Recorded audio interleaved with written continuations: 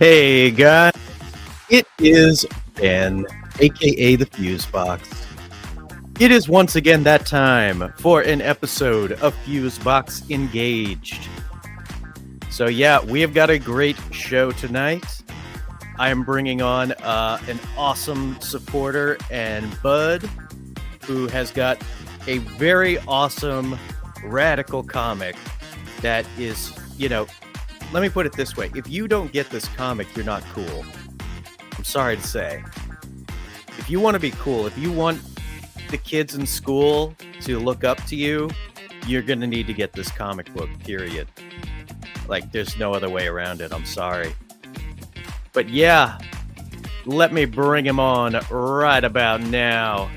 Please welcome Michael Ferrero. Hey. It's shaking, man. Oh, not too much. Chilling like a villain, man. What are you up to? I'm up to the same thing. I'm up to every day. Drawing, some drinking, some drawing. Now some streams. Yeah. That's just how my life has been for the last month. And really for the last 10 years outside of the streaming. I'm not really... This is the first time I've been streaming, for the most part. Kind of fun. Fun talking to you people. It is not fun having internet issues, but it's mostly fun. So I'm happy. Oh man, I have internet issues so often that, it just kind of goes with the show. You know what I mean? Like, that's when other people take over. A lot of folks have said that, and it definitely makes me feel better, for sure. Oh, absolutely. So, yeah. So, this is the first time I've had you on the channel. And we've been around the same circles for a hot minute now. But I don't really know you that well. So I wanted to get to know you. Hell yeah. And we have got our good buddy Vabent, who is actually exposing his face for the first time, y'all. This is a world premiere. First time? Well, on here, yeah. Fuck yeah. I didn't want to... What's your name? You said Gnarly Comic? Gnarly Comic. Yeah. I didn't want him to be alone. Well, it's also...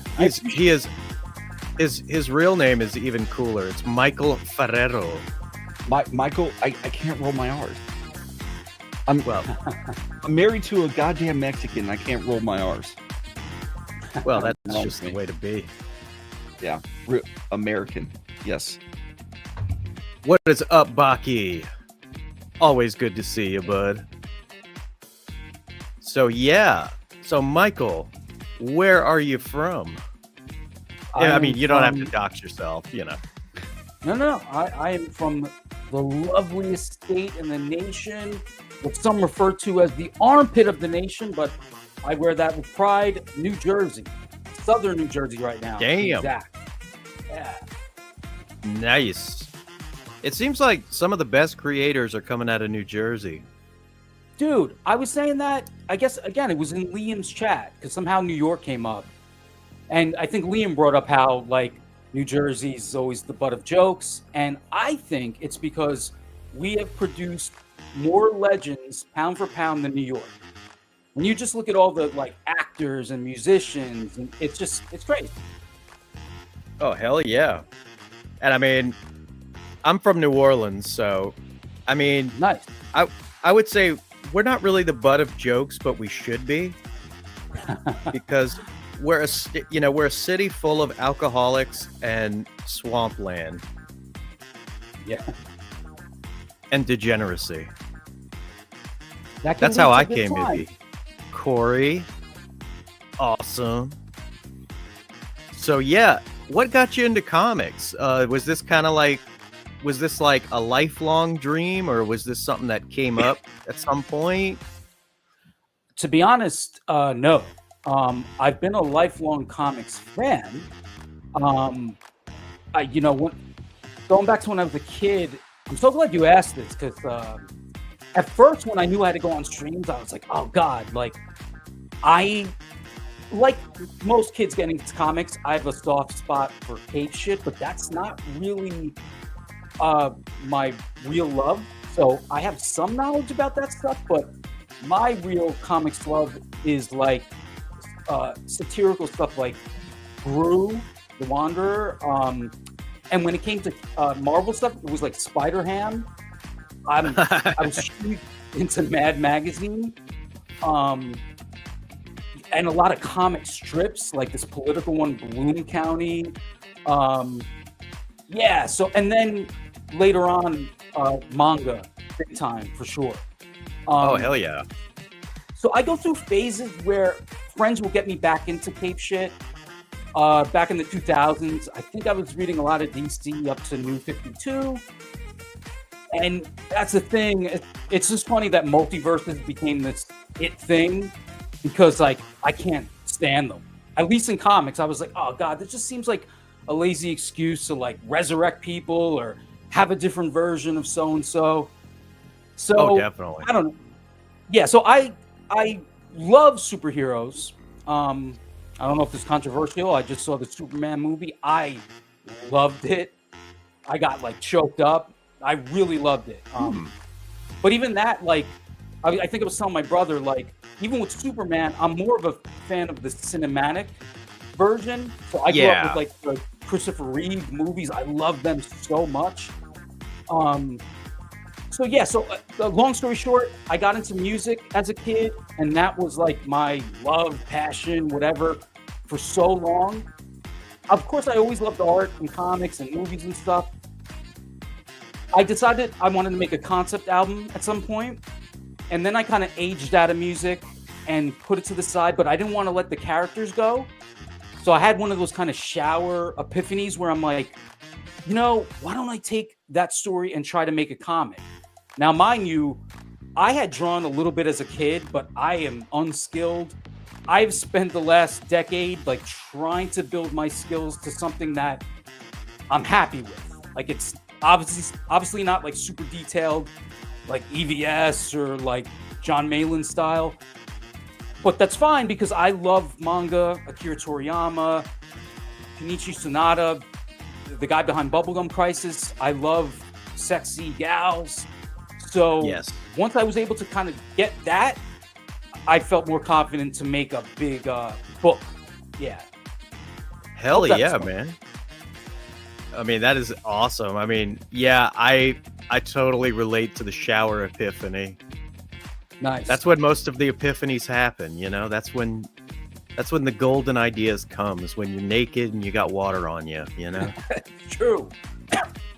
What is up, 90s router? Yo, what is this fucking weird porn music you've got going on in the background? This is my usual show music, and you should know that by now, sir. Is it really? I guess listening through headphones, it's never clicked with me. Ew, what do you have for beds on here? That's gross. I had invited him on specifically to bother you. Oh, okay. Are you guys going to talk about Dragon Ball Z? No, we should. But it might come up in an aside later, just so I can bother you. You know. That's okay. We can. And talk Cynic's going to show up at some point, so that's really going to be fun.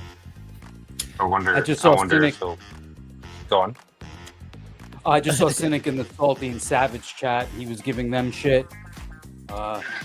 He's always good for that. I always enjoy it. That's his favorite thing to do. That's what he breathes and lives for, is to give people shit. Nice. 90s.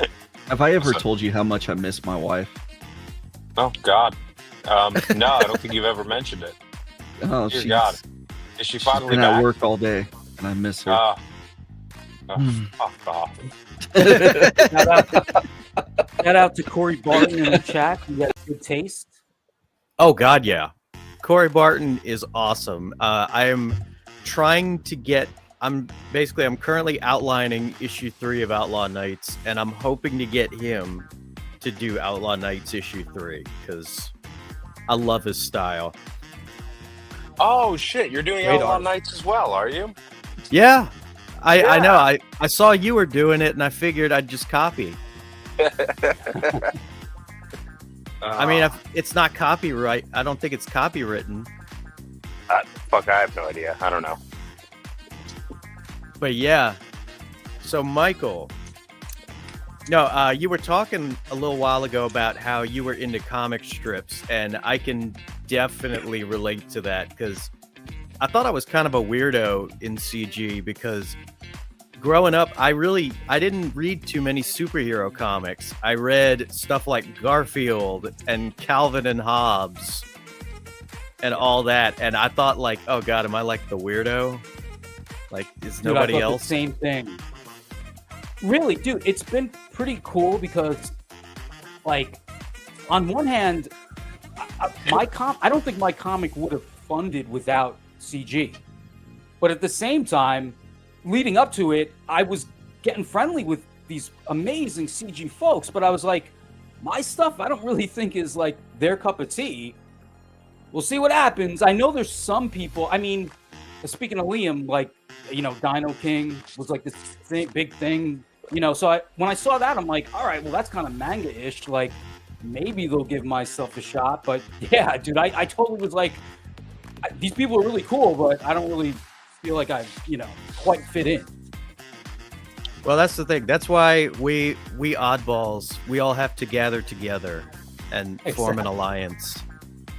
That's what I would agree with. You know, it's not about the specific individual or the, you know, the type of traits. It's just about, you know, individuals that are seen differently, that feel out of place, being in a place where they can all be comfortable. Hell yeah. 100%. And so I gotta warn you, Corey, there's not that many hot babes in issue 3. There's only about 3 that I can think of right now. So yeah, everybody, like, you know, Corey and Mo Biggs, both of them have been telling me forever that I gotta add more hot women to Outlaw Nights. I was avoiding it at first because I was like, I don't want it to just be a cheesecake book, but you know, the people demand of me, so I have to supply. I mean, one of these days you're just gonna have to give in to big tits. Well, I am a big fan of both big tits and big asses. Yeah, you can only choose one. Well, I mean, That's, you know, no. you guys are super into Dragon Ball, and I mean, most of the guys on that show have pretty big tits, so They do. yeah. There you go. You know, I love me some Dragon Balls. You know, Corey, you can add in some hot background babes. There are going to be chances for that in this book, so Here you go. I will not stop you. I'm all for it. You filthy bitch. Well, speaking of hot babes, I think now it's time for me to show off this awesome campaign. And yeah, this I gotta say, your book caught my eye because I like the unique art style was grabbing me. Oh, thank you. That means so much, man. And yeah, damn, you are doing well. Not too bad, man. I'm so grateful. Like, again, like, I didn't really know, like, who was going to give it a shot. So I'm, like, so stoked. Everyone that contributed means the world. Oh, It's 100%. Yeah, me Q is saying that 90s has a lot of junk in the trunk, and Nick is correct. I've got a real thick ass. but is it robotic? Robotic? No, it's got pretty fluid motion, I think. You know, I feel like, you know, there's enough silicone in there or something. I don't fucking know. Well, AI is getting very advanced these days. So, Absolutely. but yeah, let's see here. So, ooh, lordy. So I guess what is this book about exactly? Like, I remember, were you saying that is this a compilation of different stories, or is this one narrative? Oh, it's just one narrative. It's and by design, I had all these other too ambitious ideas as I was planning first physical story. So I was like, you know what? I love fighting stories like Rocky, Karate Kid, and then even go into fighting games like Street Fighter. So I'm like, let me make a pretty simple story where the main character, Zoe's a scientist. She's not a girl boss. Let me make that clear. As evidenced by this experiment she does to enlarge her arm so she could eventually face the arm wrestling champ, this big dude called Bobzilla, which is just one tournament and like an umbrella of fighting tournaments. It's like she's going to be fighting in all these different styles. But if she has to face a dude, she has to concoct a way to have it happen. And her being a scientist, it gets freaky. She'll sometimes mess up. She's definitely going to get her ass kicked. So I love female characters. I don't like girl bosses. I don't like Mary Sue's. So this was another like kind of hurdle I thought I'd have to get over with CG and other people. Like, oh God, are they going to think this is like woke or something? It is not woke. Every girl is hot, cute, whatever. They can fight, but they're, I usually have girls fighting girls. But like I said, if she has to face guys, she finds a way. Well, hell yeah. Oh yeah, like, not many people really like girl bosses, and truth be told, I think girl bosses don't even like girl bosses. It's a dangerous thing. Paradox. I don't know. I don't think there's anything super wrong with the idea of a certain type of girl boss, but there's definitely something interesting about this. So this is it's all based around a fighting competition, or is there any is it going to dive deeper into the history of her, or maybe like the future after this battle royale? Yes, so she joins the tournament to get prize money because her home and business are going to be foreclosed on, partly due to her inept, slacker, stoner twin brother who is a shameless self-insert of me in my 20s. So all his mess ups, or some of them, lead to this happening. So at its heart, trying to avoid cliches, it's very much a family story. And as she's going through this tournament, you start to find out, like, on the surface, what I just explained is the reason, but there's something she has to gain that is going to further explain her motivations. And it's very family oriented. The twins, who are like the main characters, they lost their parents when they were young, and that's going to come into play in this story. So I'm trying to walk this balance of completely wacky stuff, as you can see, but still have heart and some obviously conflict. So the main bad guys she has to face are this dojo of goth witches called White Spiders, and they're heavily influenced by Cobra Kai and the Lost Boys and the Warriors, like all these things I grew up with, like these cool like gangs and groups, and I just wanted to put them all together into hot goth chicks. Yes. Yeah. Alrighty. Hey, I'm on board with that. Well, you just caught everybody's attention once you said hot goth chicks. How can you not love them? Oh yeah. You know what? A friend of the channel that I've been trying to get back on is the Libertarian Goth, and I sent her a link to the stream, but chances are she's not going to come. But if she showed up at that moment, that would have been perfect timing.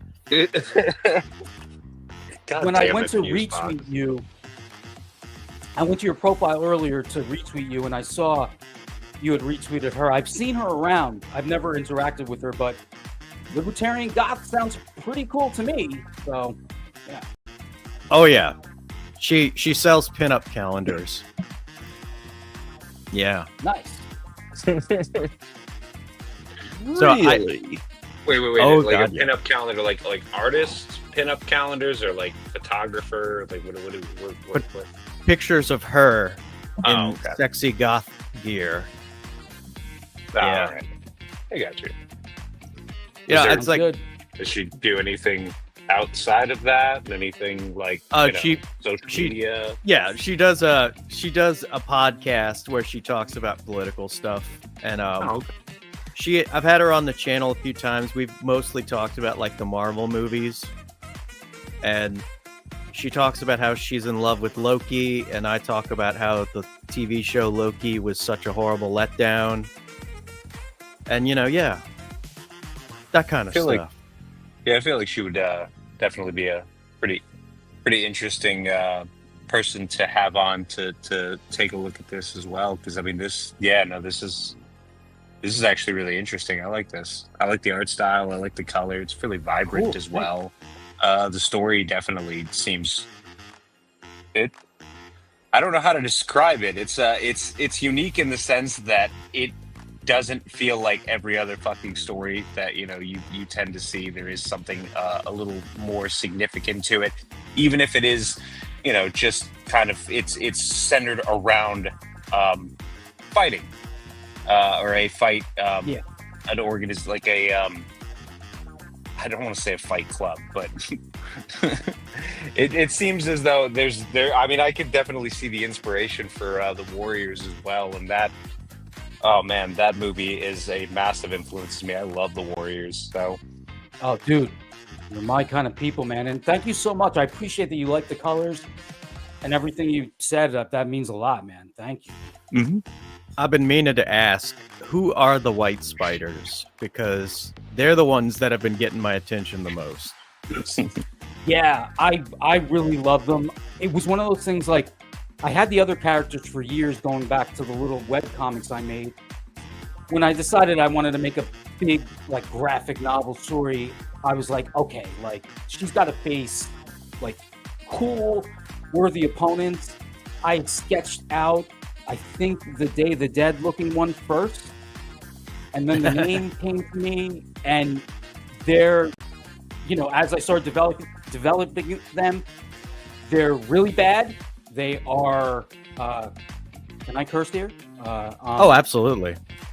Yeah, they are total vicious cunts. They make my main character's life hell. They have a sensei that is from Japan that you'll find out that there's backstory where there's bad blood between her and my main character sensei. So... Again, some inspiration from Cobra Kai, right? Where like Kreese and Cobra Kai, they were bastards.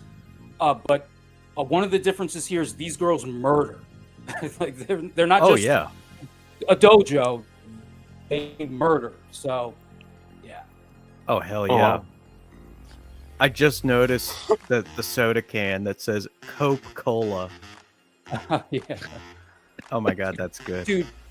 Like I said, I love Mad Magazine. I love satire, wacky packages. I grew up on that stuff. So any chance I get to make something like that, I go for it. Yeah, there's going to be a lot of stuff like that in the comics. Well, hell yeah. I mean, this one right here is my favorite. What's her name? Darcy Dagger. She's a leader. Nice. Is she single? Dude, that's a good question. I think she is, because I do have scenes where she's sleeping with more than one guy. Yeah, so technically I guess she's single. Hold on. How are you saying you think she's single? You're right in the story, aren't you? Well, you know what it is? Okay, so I guess it's a good time to say I have over 70 pages done. Those pages don't involve her and like her sexual escapades. I have stuff written down that I might use or I might not. On that note, like there is a lot of sexy girls in it. It's gonna get a little spicy, but I'm not really interested in making like a porn book.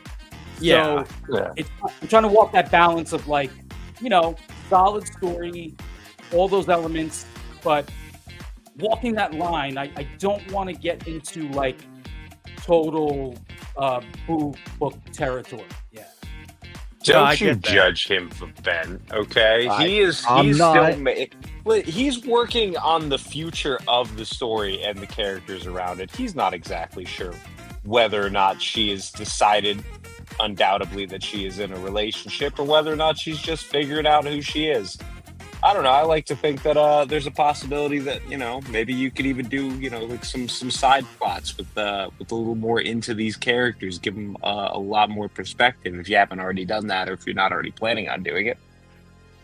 Dude, on that note, the girl, Irene Portillo, that I got to do the cover, she's one person that I would think, like, man, if there was like a standalone White Spider comic, a dream would be for her to illustrate it.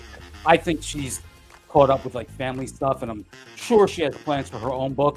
So I'm not really entertaining that, but yeah, like if not her, like it would be cool if someone in the future took on those stories. Yeah, that'd be awesome.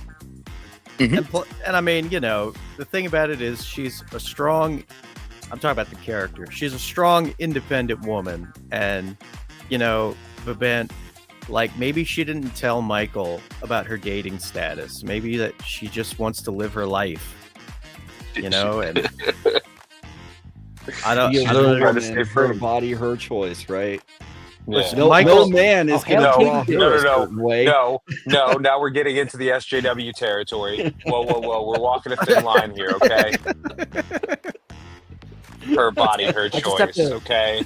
Shout out Katie did Hail Katie did. She has been incredibly supportive. She got me backers. Yeah. She's just the sweetest. Forever grateful for her help, for sure. I would not know anybody that is on the panel right now if it hadn't been for her. There you go. So yeah, she is awesome. And she always has an invite to come on. Lately, she's been tied up, but Yeah, I'm hoping that'll change. Now. Yeah, I know she's been filling out the schedule. She is a popular woman. Don't give her that. Hell yeah. Yeah, the white spiders. See, you say that she's evil and that she's murderous, but I think that if she just got to know me a little bit, this character would, she would come around. She would see the light. I believe you could be the one to change her, and that would be a great future story. I agree. Do you think Fuseboxx is doing this because she's purple? I do have a bit of a bias. No. I do have a bit of a bias with purple God women. Damn it, Fuseboxx! I fucking knew it would always come down to this. You don't even. So you probably there's not even an appreciation over her personality.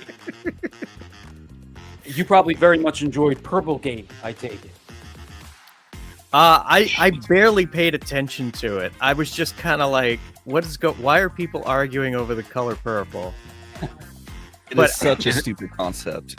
Wait. Sorry, I don't want to derail, but this is a thing.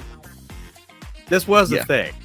Holy people were shit. arguing about whether or not the color purple could be like worn by like a masculine person. Oh no, I have seen that shit on Twitter. That is, I was like, holy fuck, that's why we're having this conversation. I never really responded to it, but my personal 2 cents is, I think it works for black guys. I think that white guys can't pull it off. I'm surprised that you use Fuseboxx. I thought that your response to that would be to back Outlaw Nights. I mean, that's implied in everything that comes out of my mouth. Of course it is. God damn it. I live and breathe it.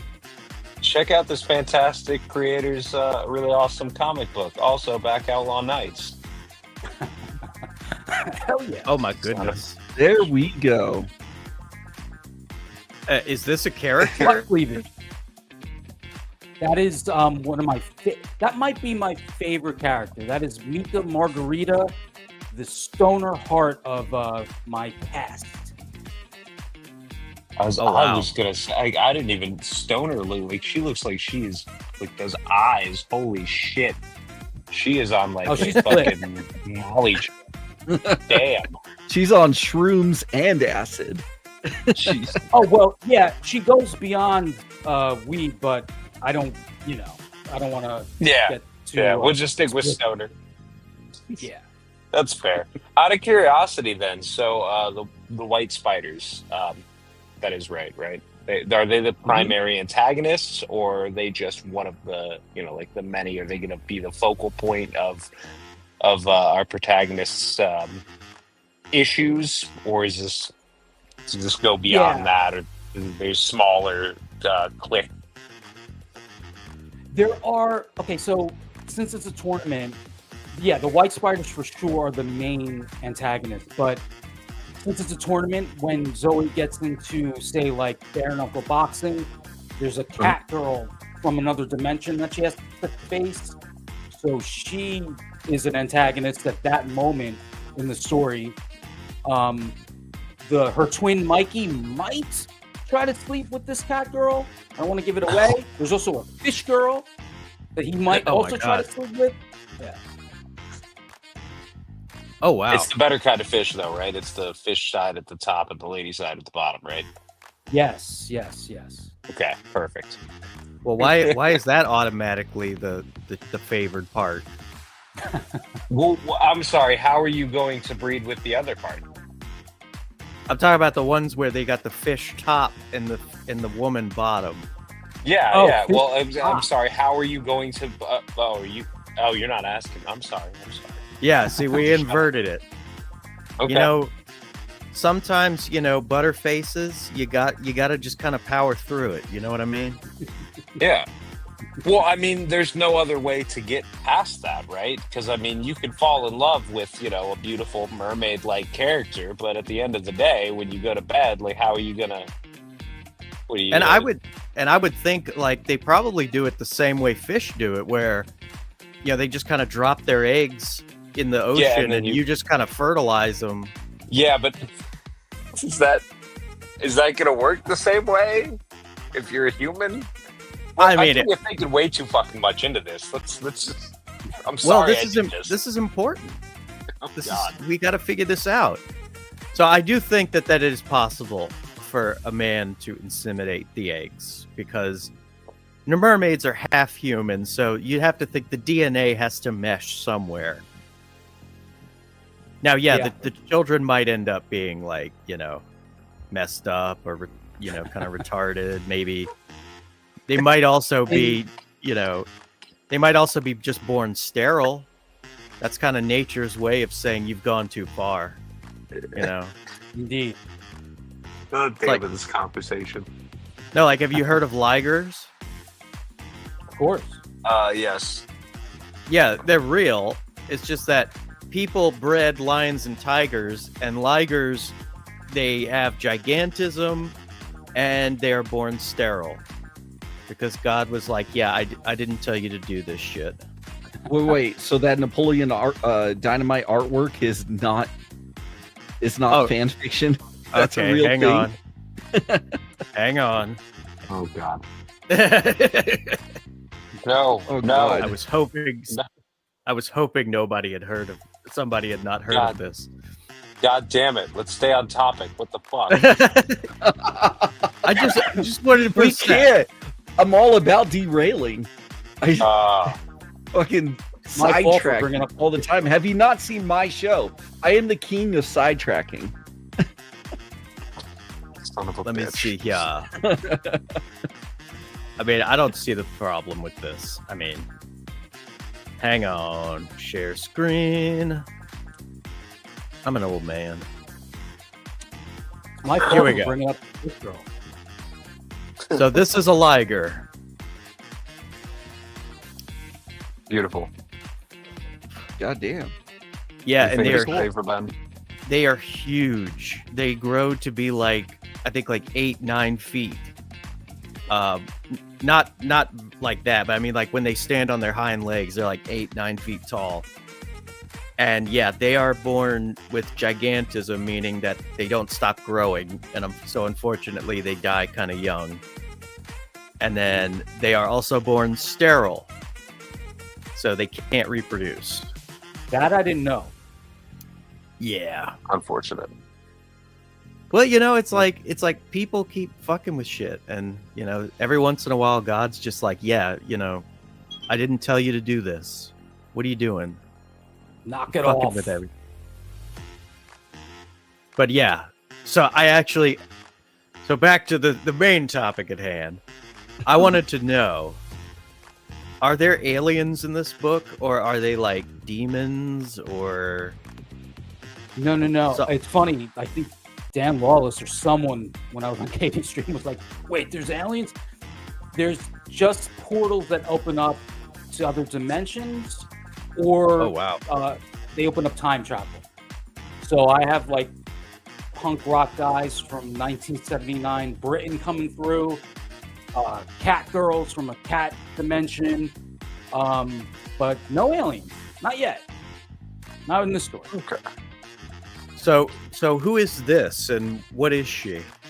Oh, this is just okay. So inspired partly by Peter Simeti's newsprint campaign he had a couple months ago. I was like, oh wow, like maybe I can get a mini, because he was offering like a large regular size comic and then mini comic printing options. I'm like, maybe I can make a mini art book, like 48 pages of pinups, because when I do comic reviews, I usually do a companion sketch or art piece. So I have so many of these sketches. This wasn't for a review. I did a video reviewing the Shamrock Shake, I think. Sometimes I do these silly like food videos for the hell of it. So I made a Shamrock girl, and I was like, you know what? I'll put her in the book.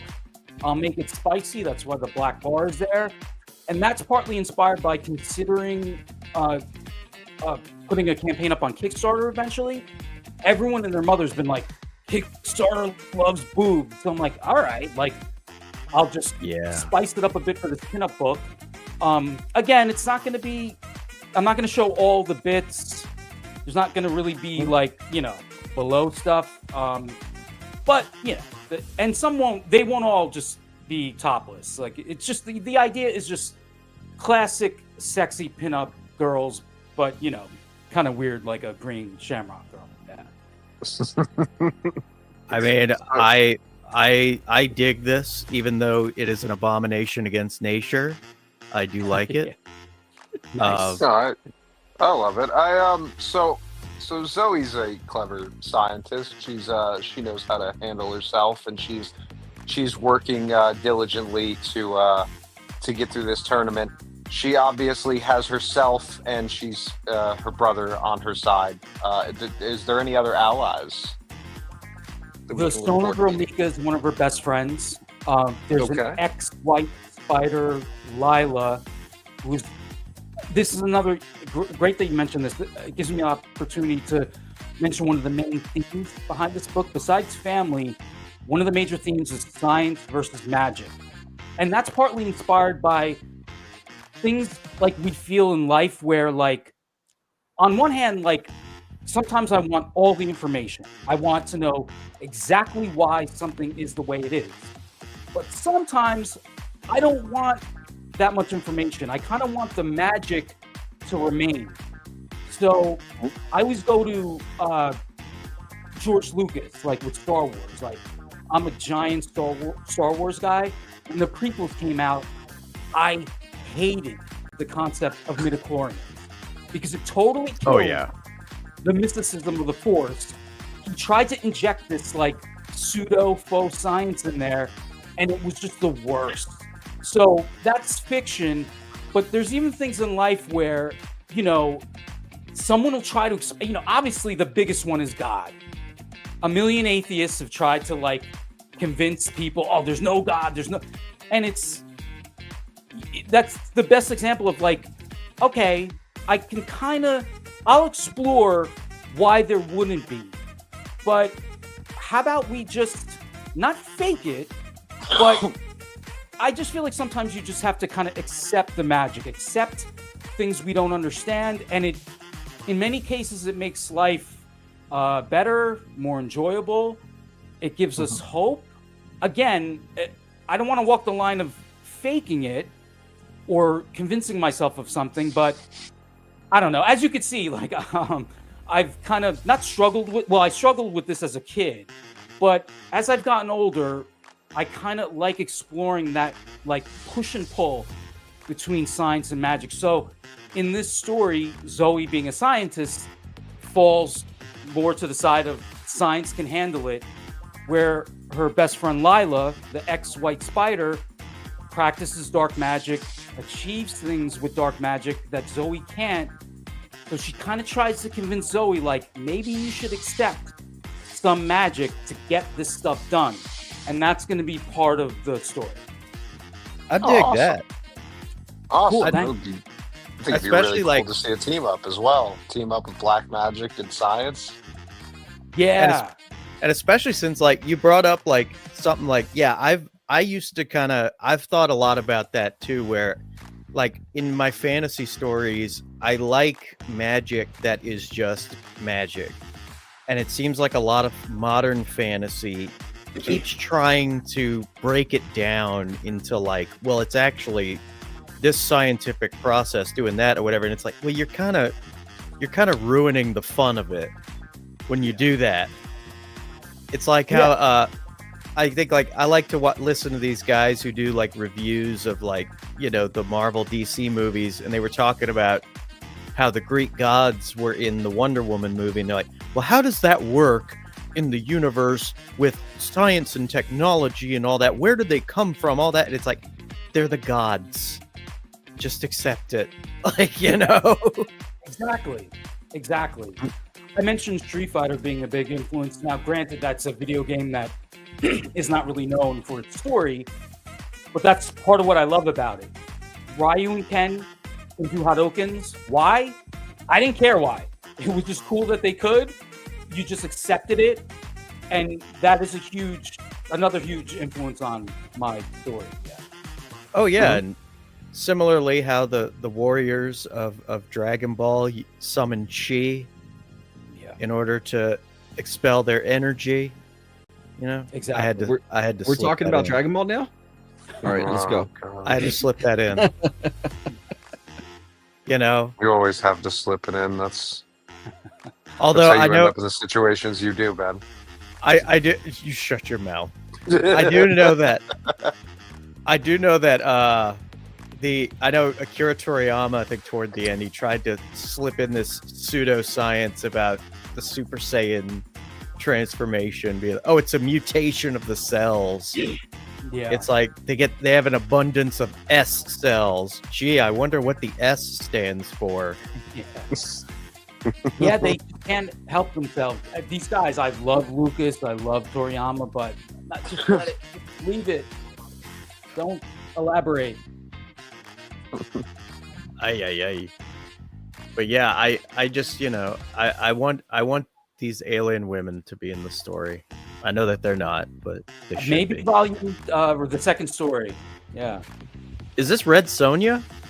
Yes. I just included her because a lot of people seem to dig this, including the great Billy Tucci, which I was ecstatic about. Oh God, yeah. Yeah, so I just put her because one of the tiers is I will draw a sketch of your favorite female character. Like, I'm not against drawing dudes. I have to draw them. I do not prefer it. So I just figured it'd be easier. Okay, it's female. Like, whatever your favorite female character is, I'll gladly draw them. So that's like a combo with the book. Yeah, sketch. Well, hell yeah. I love the way you did the eyes. Thank you. Yeah, Something, I was like, they're very cat-like, and they're also kind of manga-esque. that is the style I was trying to, again, over years, like, kind of nail. And like I feel like I'm finally at the point where like it's consistent. Like any artist out there, you know, when you're working on stuff over time, like you'll look back and it's so inconsistent. I feel like I'm finally at the point where like these are my faces. I'm happy with how they look. One of the goals was just to make every girl look attractive. I don't really care if that's sexist. at this point. Whatever. I went on a rant the last show I was on. I'm not going to rant now, but I'll just say that the desexualization of females in the culture has been bewildering to me because we all love them. Straight guys, straight girls, obviously lesbians, gay guys. Everyone loves looking at beautiful girls. People are just fooling themselves. Like, oh no, we have to be more realistic or be more diverse. Now, in terms of diversity, personally, in my life, I like all sorts of girls.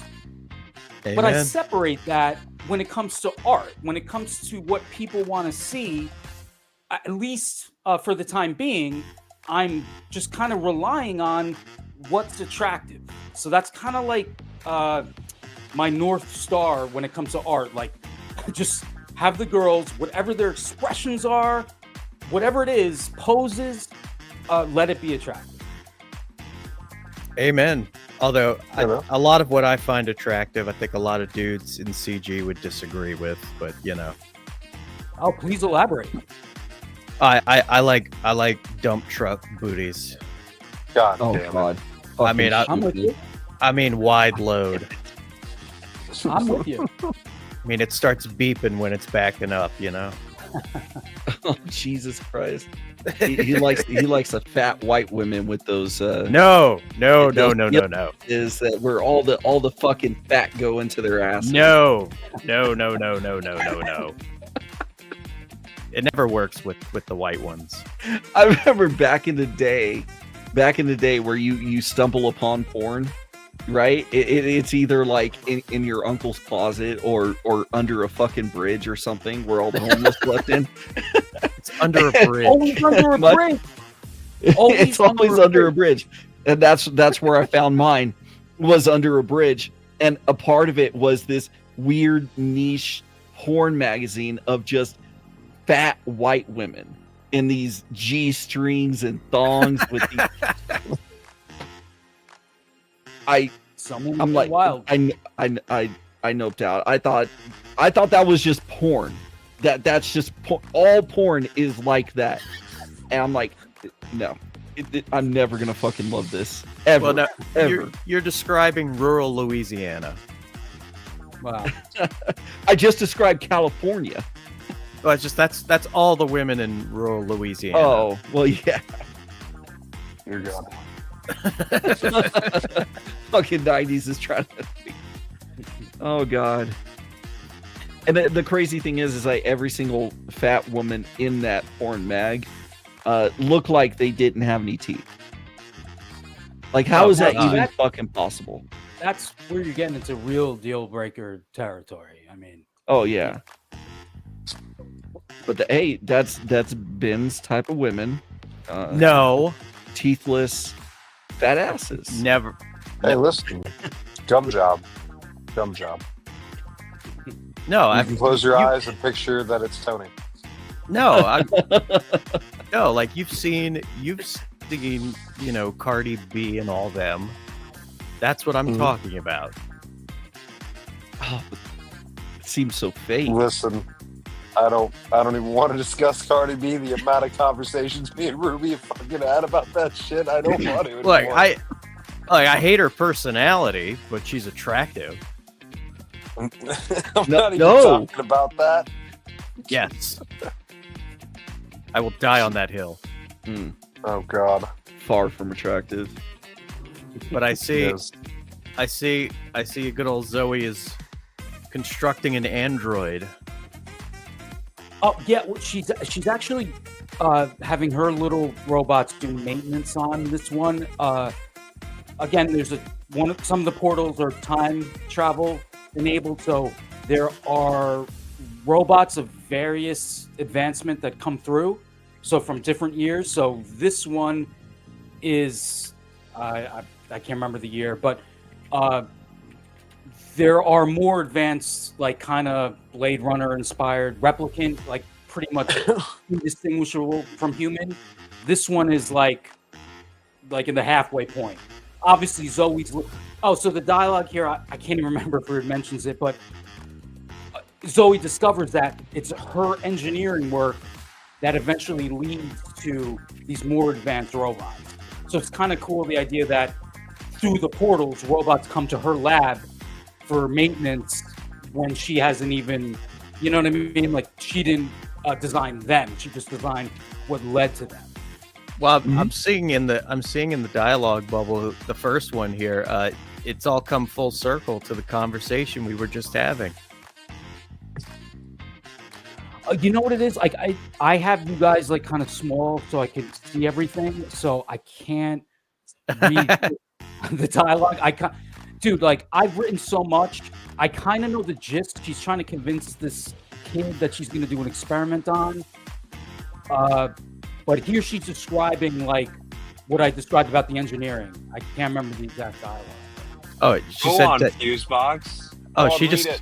just said that she's disabled the pain receptors, allowing the bots to do their maintenance thing on her mechanical ass. But reinforce the pleasure. Nice. The pleasure. Yeah. No, I thought we were circling back to Router having a nice ass. I don't know. Well, that does connect. See, everything we talk about, it's like we're writing a story right now. It's like we have setups at the beginning of the stream and we have payoffs later on in the stream. 100%. I'm right there with you on that. Organic storytelling. 100%. So that's the two Mexican gals facing off. That is Mika in her drunken style. She sucks when she's sober, but when she drinks, she's amazing. So she's Mexican, and the white spider there is Mexican. So I just figured, let the Mexican gals face off. And actually, it's Jackie funny. Chan. It reminds me. Yeah, no, I was gonna say it reminded me of what, Drunken Monkey or whatever it was. Drunken I can't Master. remember. Yeah, Drunken Master. Yeah. Because it was the it wasn't it the Drunken Monkey fighting style or something like that, which is funny because when I first heard of it, I just figured, oh, it's probably just like a wacky fighting style. No, he just gets shit faced drunk to fight. Big inspiration. It's that with a mixture of beer fest, because the guy who's playing Pong, he said he sucks. He sucks when he's sober, but when he's drunk, he's real good at doing fucking beer pong. And he's like, I just found out I'm better when I'm drunk. I forgot about it. Maybe that was a right subconscious inspiration. I forgot about it. And we have got another one of our pals who has come on. It is Frederick Guimont. Yeah, speaking of getting shit-faced drunk, how you doing, guys? Yeah, I was just What is watching up? this Gentleman on Salty and Savage. That's right. I saw you in the chat. How you doing, Michael? Good, man. How You've doing? been tearing it up, man, with your campaign. Love to see it. Dude, I'm trying, man. I'm so grateful for everyone. I was just telling these guys, because Fuseboxx was saying he was like unsure how he was going to fit in CG because he has similar influences to me, and I felt the same way. I was like, man, all these guys have these cool, hyper detailed, like superhero, but like 90s image comic style, and that is certainly not mine. So I was so kind of nervous getting ready to launch because I became so friendly with so many cool CG folks, but I was like, what are they gonna like this book? So anyone who's backed, I am like just extra grateful for it. Nice. I mean, of course I have non-CG people, but again, like I CG beyond the aesthetics, what attracted me to the space is the freedom and the rejection of the trends that had been occurring in mainstream comics.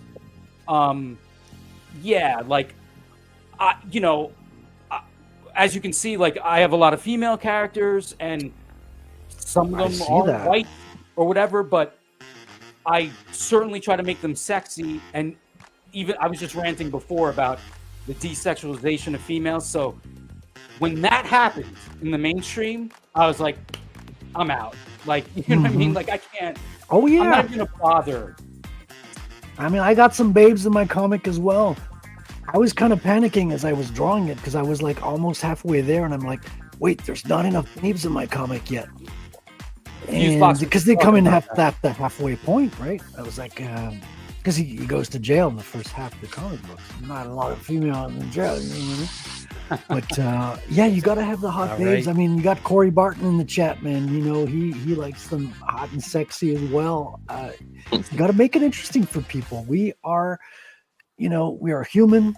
We love beautiful things. We like to see, God's creation in its best form as well. And that's part of it. And we got to draw. And comics is about exaggeration. Comics is about making things bigger than life. It's not about trying to represent reality. It's about projecting kind of a fantastic. What's the word I'm looking for? I would say the idealized forms of things. It's a fantasy. Like it's a power fantasy with the superhero. It's a beauty fantasy with the women. You want to see something that's bigger than life that's going to get you excited to look at the page. You don't want to see something bland and ordinary that you could see on TV. You know what I mean? Exactly. Honestly, yeah, you don't. Oh, go ahead. No.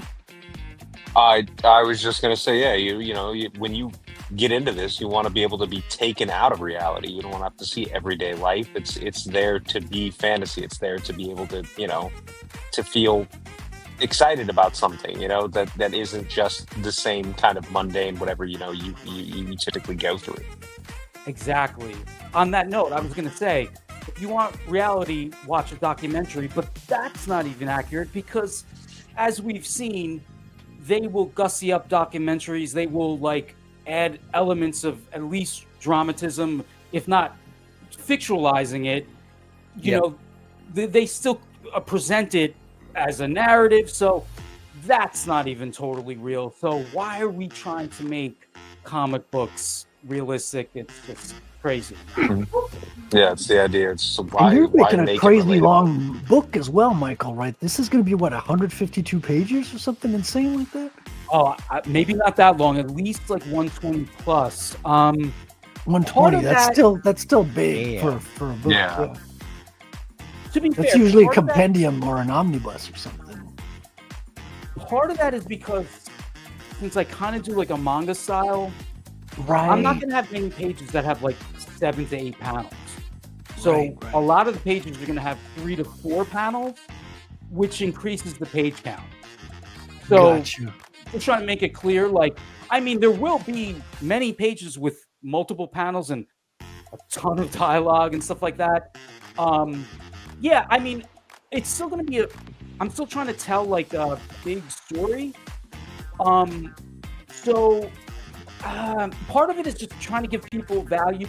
I'm new, and I've been drawing these characters for so long, so I'm taking a lot from my webcomics and redoing them. There's an element of that. So there's a couple reasons why it's 120 plus. Okay. But yeah, I'm really just trying to tell the story. It's going to be 2 volumes. But yeah, just as far as the pricing and stuff, I'm I want to get people in. I want people to give me a shot. And I'll probably be taking a hit. But it's okay.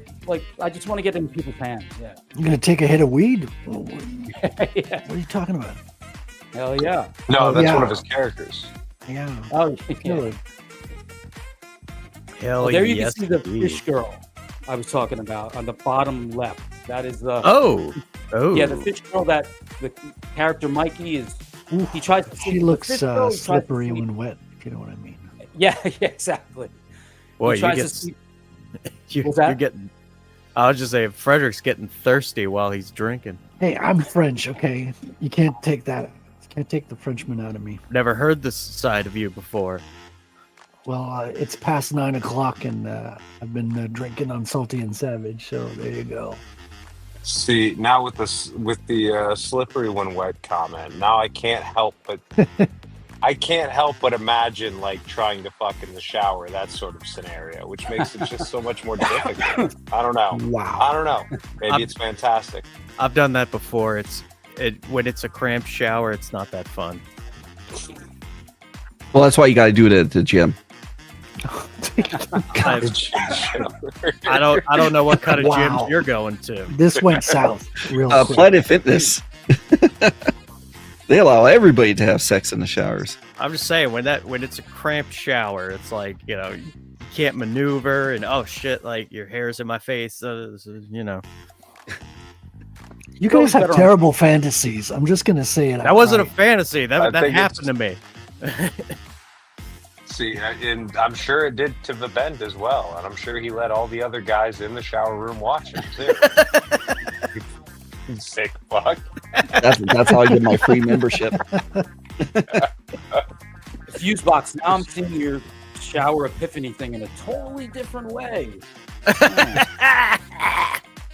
Oh lordy! And now, of course, as we're getting rowdy, of course, here he comes, Cynic.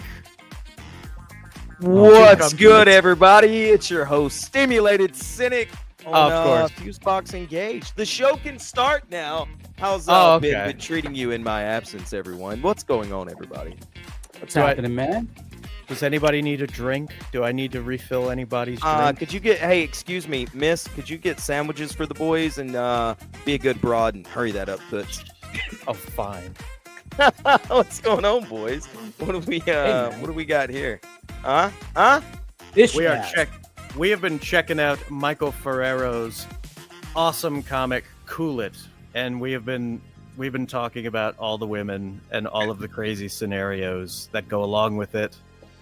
Oh, okay. I mean, I've been seeing the art and everything. What's the actual premise of it, Michael? You give me the TLDR on that? Yeah, let me make it really quick. Okay, so it's super inspired by fighting stories like Rocky, Karate Kid. The main character, Zoe, she's tough. She's not a girl boss.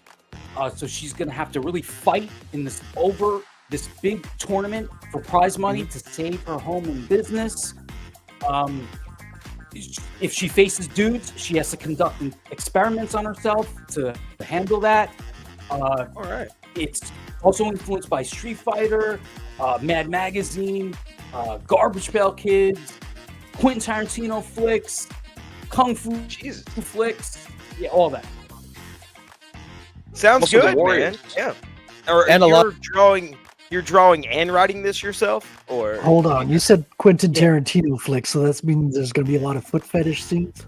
and the N word. No. Oh well, It's funny. I mean, On one of the streams, I was saying how I'm not like a foot guy, but from drawing girls, from having to draw them on these girls, I did try to make them as like cute and like curvy, right, as possible. So I do have more of an appreciation, but I'm still not putting them in my mouth or anything like that. That's You know what? Well, that looks pretty close to the like mouth. feet now, but I'm still not impressed. The way she's got it positioned, it looks really close to, the drawer's mouth, from what I can see. it's Hey. it's close It's enough. for the audience, okay? Yes. I mean, I'm just saying. I'm just putting it out there, man. It Look. looked like you may or may not have really enjoyed drawing this scene because of the positioning of the foot. That's all. That's always throwing it. That's always Not hating. Not hating. well, More than appreciation. people are starting to come around to appreciation of hot women's feet aesthetics. No. It's not that I get people the look are of it. coming around to it, Ben. It's always been there. It's just now everyone are such freaks that being into feet is like very mild. Okay. That's true. It is Well, pretty I'm just mild. saying. I'm just saying what, Ben? Toots. You're Sandwiches. saying a what are whole you lot doing? there, man.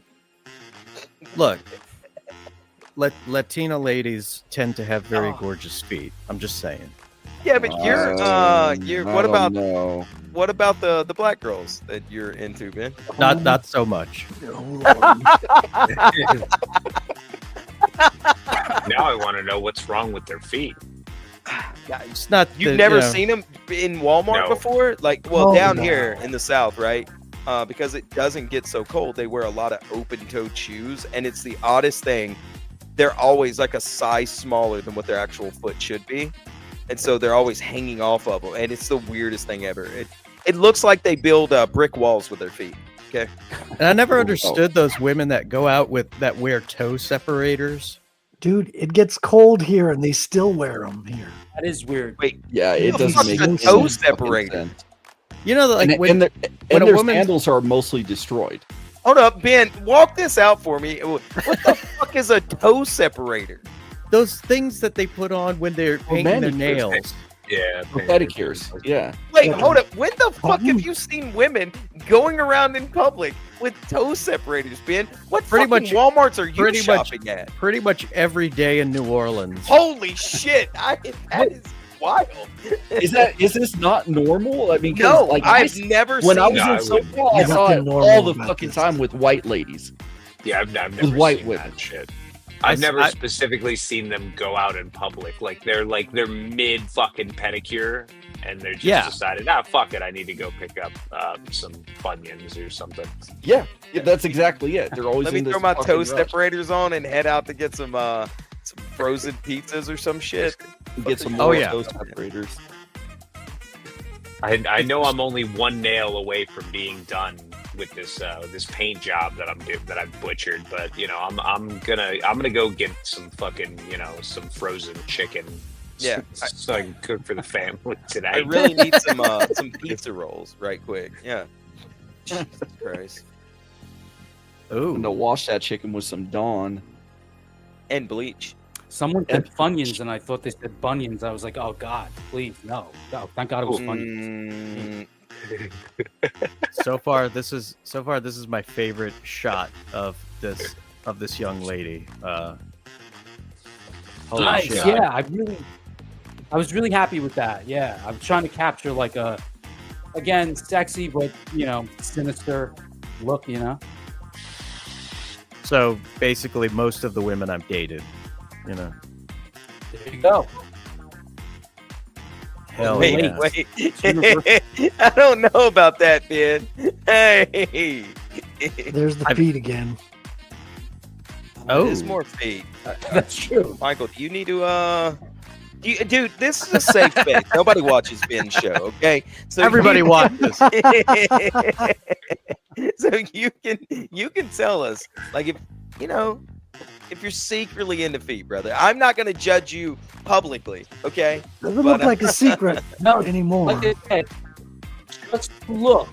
Now, when I was young, I was anti-feet. I'm telling you, like, I did not want to go for feet. I didn't even want to get foot rubs. None of that. I did not Yeah. get feet when I was young. Now that I've drawn them, I can appreciate the look.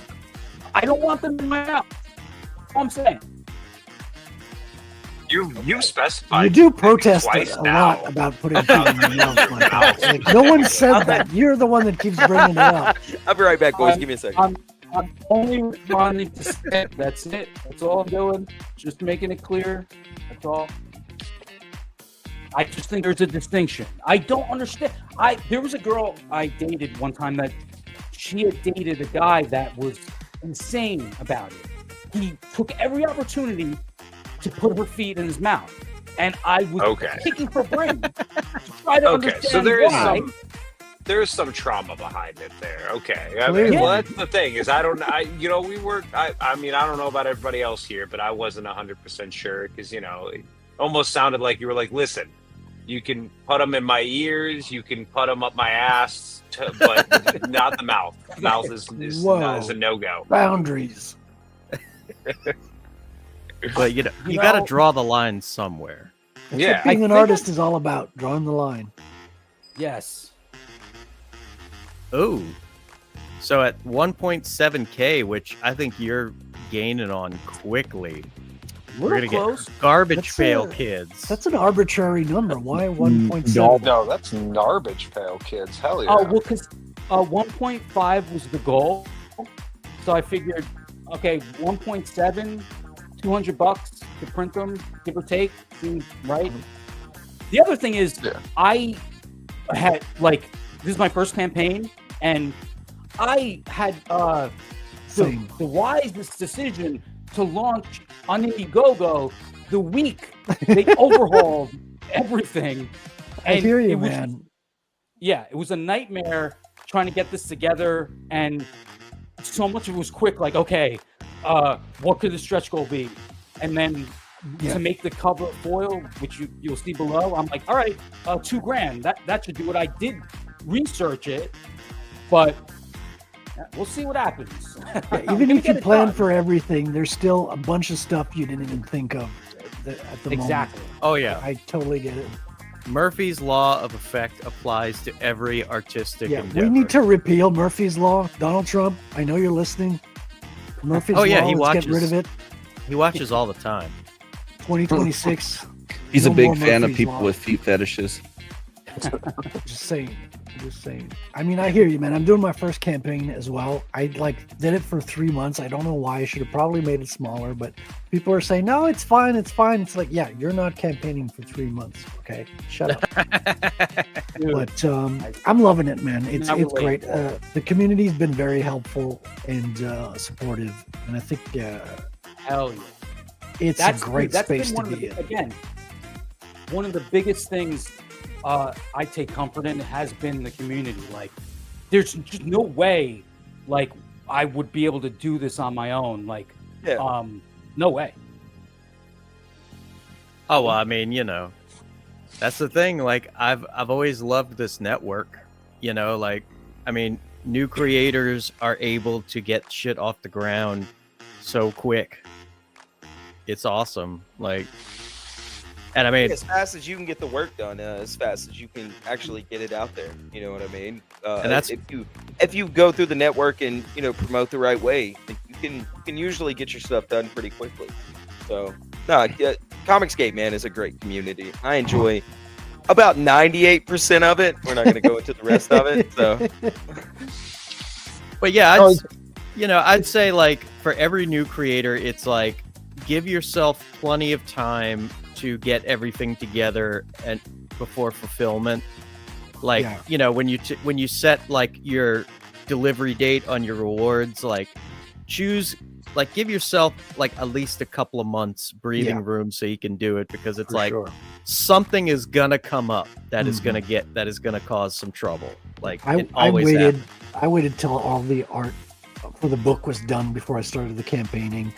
Because I knew I was going to get overly stressed thinking about, okay, I need to finish this, I need to do that. And at least the art, black and white portion is done. My colorist is working on it while I'm campaigning. It feels manageable, and which makes me want to ask Michael, like, how much of the book where are you at with the actual production of the book? Because I think you already started, right? The book is probably done. Yeah. I would say a little over half. I'm up close to 80 pages. Yeah. Okay. Yeah, that's pretty good. That's incredible. Yeah, to be honest. Yeah. Yeah, I mean, some of it has to be refined, but I'm just every day cutting into it. I wanted to launch. I kept putting off this launch. I've been telling people, like, I spent the last couple of years like building up my art skills. And on one hand, I've been happy to do reviews and sketches and companion art pieces for other people in the space. I can't wait I am actually going to do Morningstar Chronicles tomorrow review. Oh, Jared. Yeah, awesome. So so I'm happy to do it, but it is just so much time. So while I've been like building up my skills and doing the reviews and stuff, it's just been taking a while to finish the book. So I planned actually to launch last fall, and I even booked K-pop Katie's show, and I told her, I don't think I'm ready, and I'm glad I did it. It just felt like this October was the right time to finally launch, get it going, get it out there, and now that it's funded, I just feel I'm kind of rejuvenated. Like, I'm even more stoked to dig into these pages, and now that I know I'm going to be giving books to people, that's the coolest thing. So yeah, you know what I'm saying? It's kind of like I'll just say, like, when you hold it in your hands for the first time, I mean, it's an exhilarating feeling, and I know where everybody's That's what she mind said, went. right? I knew it. I Right? knew that was going to happen. Right? And Right, you know what? boys? You're at 2 books now, right? Fuseboxx. This is your second because I just got your Yep. package yesterday. Hell yeah. I was looking through the first book as well as the second. The art's great, man. The Oh, well, art's really thank great. you. I wish I could take credit for it. I did not do the artwork, unfortunately. But Well, you know, you paid the guy to do it. that's true. Yeah, and you Still your book. You could yeah, you you can directed it. It's your vision. you paid for it. You got to take the credit. Yeah, man, take the credit. Dummy. God damn it! Took Yeah, you credit. did the art. You paid a guy to do it. It's your book. You did the art. Yeah, stop with all that You- false it- modesty, Fuseboxx. Yeah, you dumbass. You know that you guys know that humility is one of my biggest virtues. You I'm were literally, we exceptionally did humble. the narcissism test on my show, and you were the only narcissist on the entire fucking panel. What are you doing I right think now? I remember that. Yeah. I You am not a failed the malignant narcissism narcissist. test. Everybody says I'm an egotist and a narcissist, and it was Ben that failed. So, I never said I didn't have narcissistic tendencies. I just said I'm not a malignant. You're a humble narcissist. narcissist, man. yeah, he's a humble narcissist. Yeah. He's a narcissist of the people, guys. Don't mind Ben. I just know Speaking that of I'm destined to rule the world. That's all. Speaking of What were you saying, Michael? Fuseboxx book, I brought this up to Fuseboxx already. I am often an airhead. Let me put it this way: Patrick Quinlan. I backed Yeah. his book 4 times somehow. I don't know how, but I received like a mountain of books from this kid. I don't know how that happened. Maybe I was stoned. I'm not sure. Yeah, So- yeah. That I- happened to me once on Immortal Rising. I got 2 packages. I was like, wait, why did I get 2 packages? And then I looked through my purchase history. Oh, I bought it twice. Like, I forgot I had supported them once. And I was like, oh, this book is great. Why didn't I order it? I did. But There- ended up giving you it go. to a So- friend. So it's all good. It's all good. Oh Yeah. lordy. You need friends So for that, though. But, you know. I think I like the look of Outlaw Nights. I think I backed it. I'm not sure. So for Fuseboxx and any other creator on this channel, I will eventually back all your stuff. I'd love to do it. So if I have not, I will. I just want to make that clear. Well, all books have been mailed out, and I could have sworn I saw your name in there. Okay, Like, cool. I could have sworn, but I don't. But I mean, I would think you would have gotten it by now, though. So Yeah, I Well, don't know if if- I got my copy yet or not. It's my mom's coming to the murder cabin Thursday, so I'll let you know. By the way, Well, Okay. it's made its way all all the my way up CG to book. Canada, and we've got strikes at the post office. So, like, if it's made its way here, it should be out there. Cody. Well, if I don't receive it, I will gladly. So now issue 1 has been done. The current Oh, yeah. campaign is for issue 2. yeah, I mean, all of it's done. Like, I've fulfilled all the outstanding orders. Like, I'm all up to date. So you know, Cody said he's gonna back it, Ben. He said he's gonna Okay. get Outlaw Nights too, but he's gonna piss on it. And I was like, you can't do that. well, And he said, well, yeah. that's how I mark stuff that's mine, which means I enjoy it. So And as long as you pay for it, That's the thing. Like, I know that Patrick Quinlan got it, Pissed and I'm on your pretty book? sure he's probably lining. Oh. No, he's probably lining the bird cage. lighting the with parakeet it, you know. cage with it.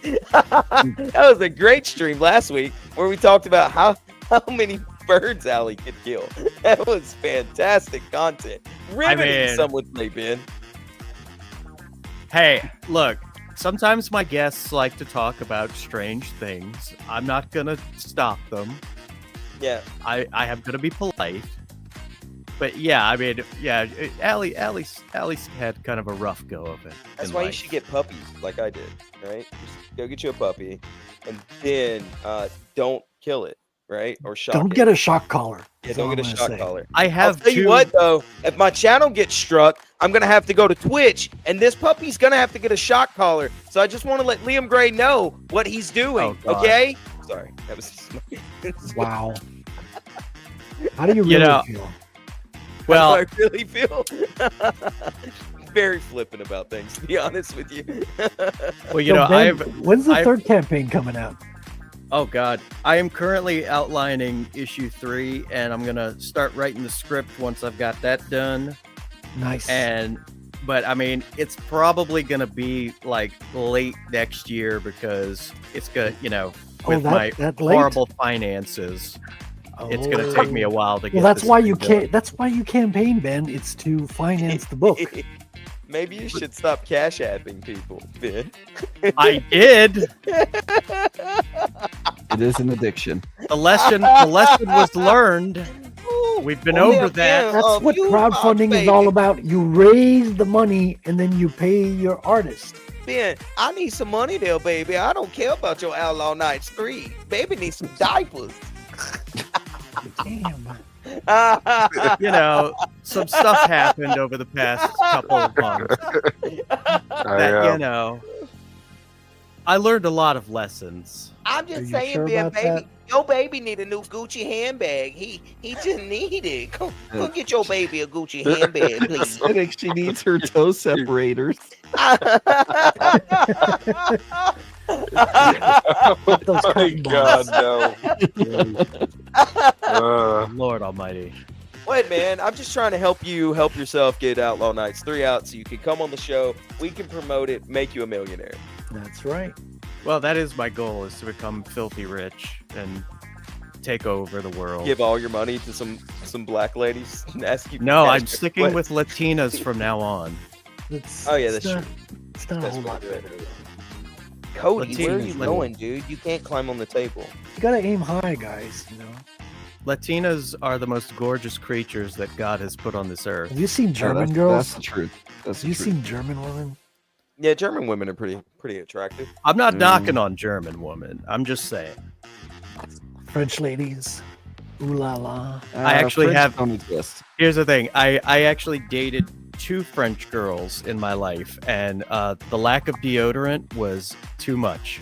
Well, you should have just put some on, Ben. I'm just saying. No, when a French That's a French you problem, girl- man. French girls do not wear deodorant, and coming in the Louisiana heat, no bueno. You say French girls don't wear deodorant, and coming into the Louisiana heat, it's no bueno. Bro, y'all were founded by the French. The fuck are you talking about? There's so much the French genetics down there It's just called overflow. Louisiana. I know. I'm mostly French, but I'm saying I wear deodorant. Go I mean, figure. We bought it just so you guys don't have to be French anymore, but you guys Exactly. chose that lifestyle. There's too much aluminum in the deodorant, and you gotta watch out for that. You know, that'll give you cancer. I mean, everything's giving us cancer at this point. I'm just gonna Mhm. not worry about it and keep it moving, you know? Guys, the pickles are very aggro. Oh, yes. Dude, I You're zoned out. I forgot I was even like had a campaign up here on my deodorant and like French girls. I'm like, oh shit, yeah, my comic, yeah. Yeah, you still got a comic book coming, Michael. I was just I Had a, was reading. Don't This lose is a Michael, is comic that a book? self-insert right there on the right side?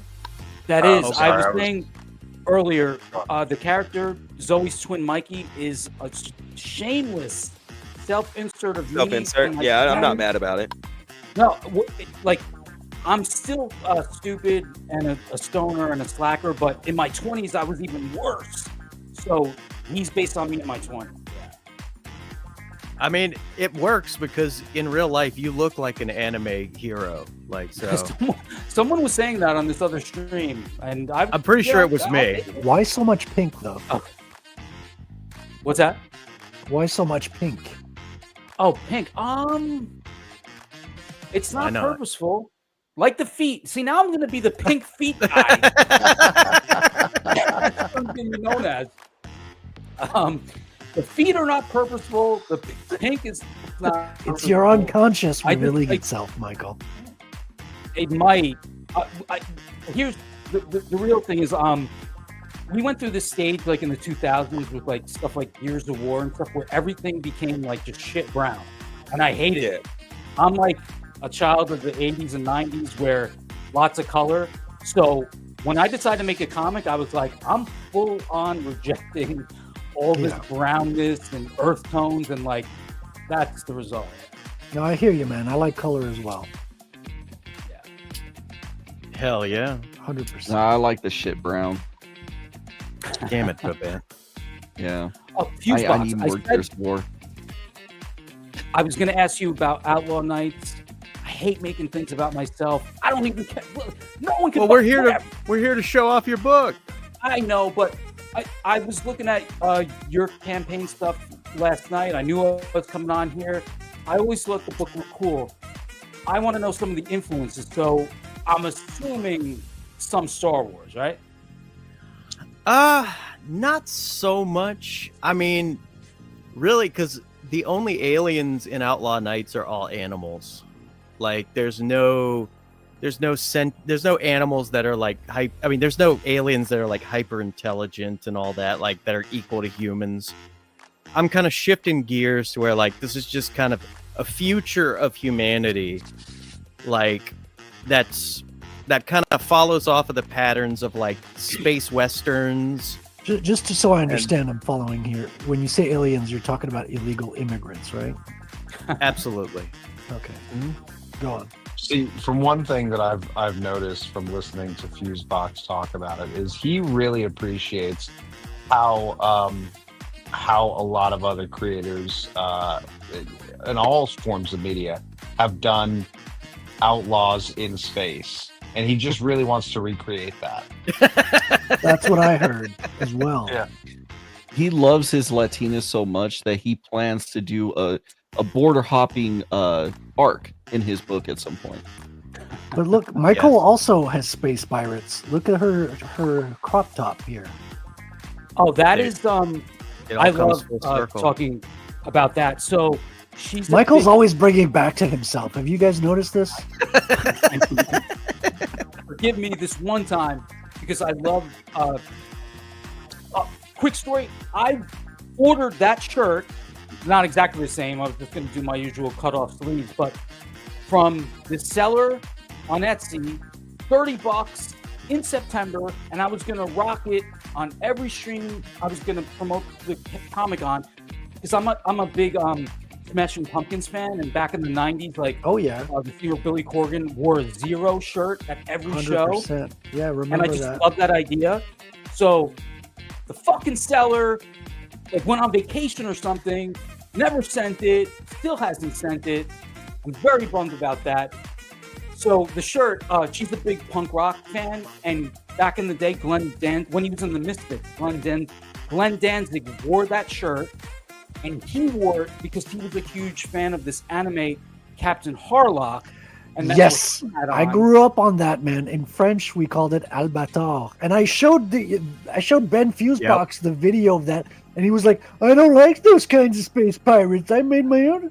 No, I just didn't like the fact that they were. I don't like it when they try to combine the 1600s pirate ships with spaceships. Like it's too much. How Like dare you. let's ground it a little bit more, people. Not Oh, all Frederick, pirates I'm so look glad. the It's called same. style. Yeah, no, Frederick, I'm so glad. Like, that makes, dude, it's so cool. So I just like the idea of taking that shirt and just like passing it down, and like so she'll be rocking different versions of it like throughout the book. Nice. Bless you. Bless. Oh shit! Thank you. I didn't know it was that loud. Jesus. All eyes are on you, Babette. What do you want me to say? You just so rudely interrupted all of us with your sneezing. Yeah, to stop this You know. whole And I'll stream. do it again. Tracks. Well, now the show's ruined. Yeah, it's like it's over now. We can't get back to it. Fucking hell! How do you climb back that hill, right? You don't. You just fucking end the show. No, I think it's about time we played this trailer. Yeah. So yeah, I know I just cut the music. It's Awkward so weird. silence. I mean, that's the way a stream should be. By the time I leave your stream, I get a headache. That's mainly that because beat of the is other awesome, host. and you love it. Bow, bow now, That beat. bow now.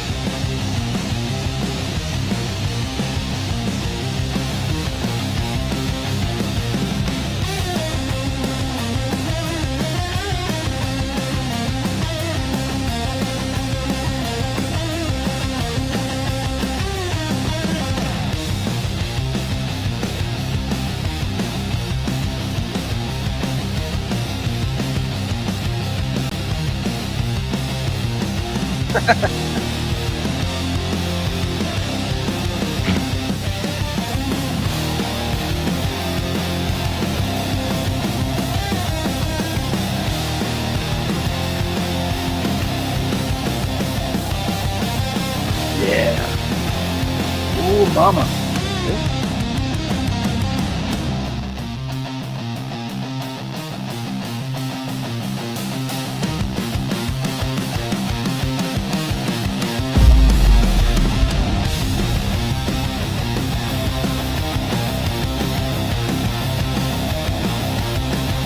Cool it now. Watch out.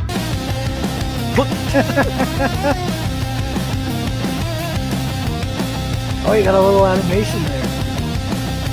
Yeah, that is cool. It was hard.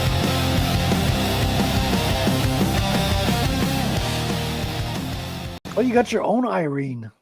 Yes, dude. Everyone needs an Irene. There was a trash cast where I was like doing dishes. I had it on the background, and EVS had Shane on, and like I hear EVS like, "Hey Shane, we have a new Irene." I did a double take. I was like, "Wait, what?" He got Irene Portillo to do some Heather Swain. I'm assuming the cover. I didn't ask her, but I was like, "Oh, dude, that's so cool."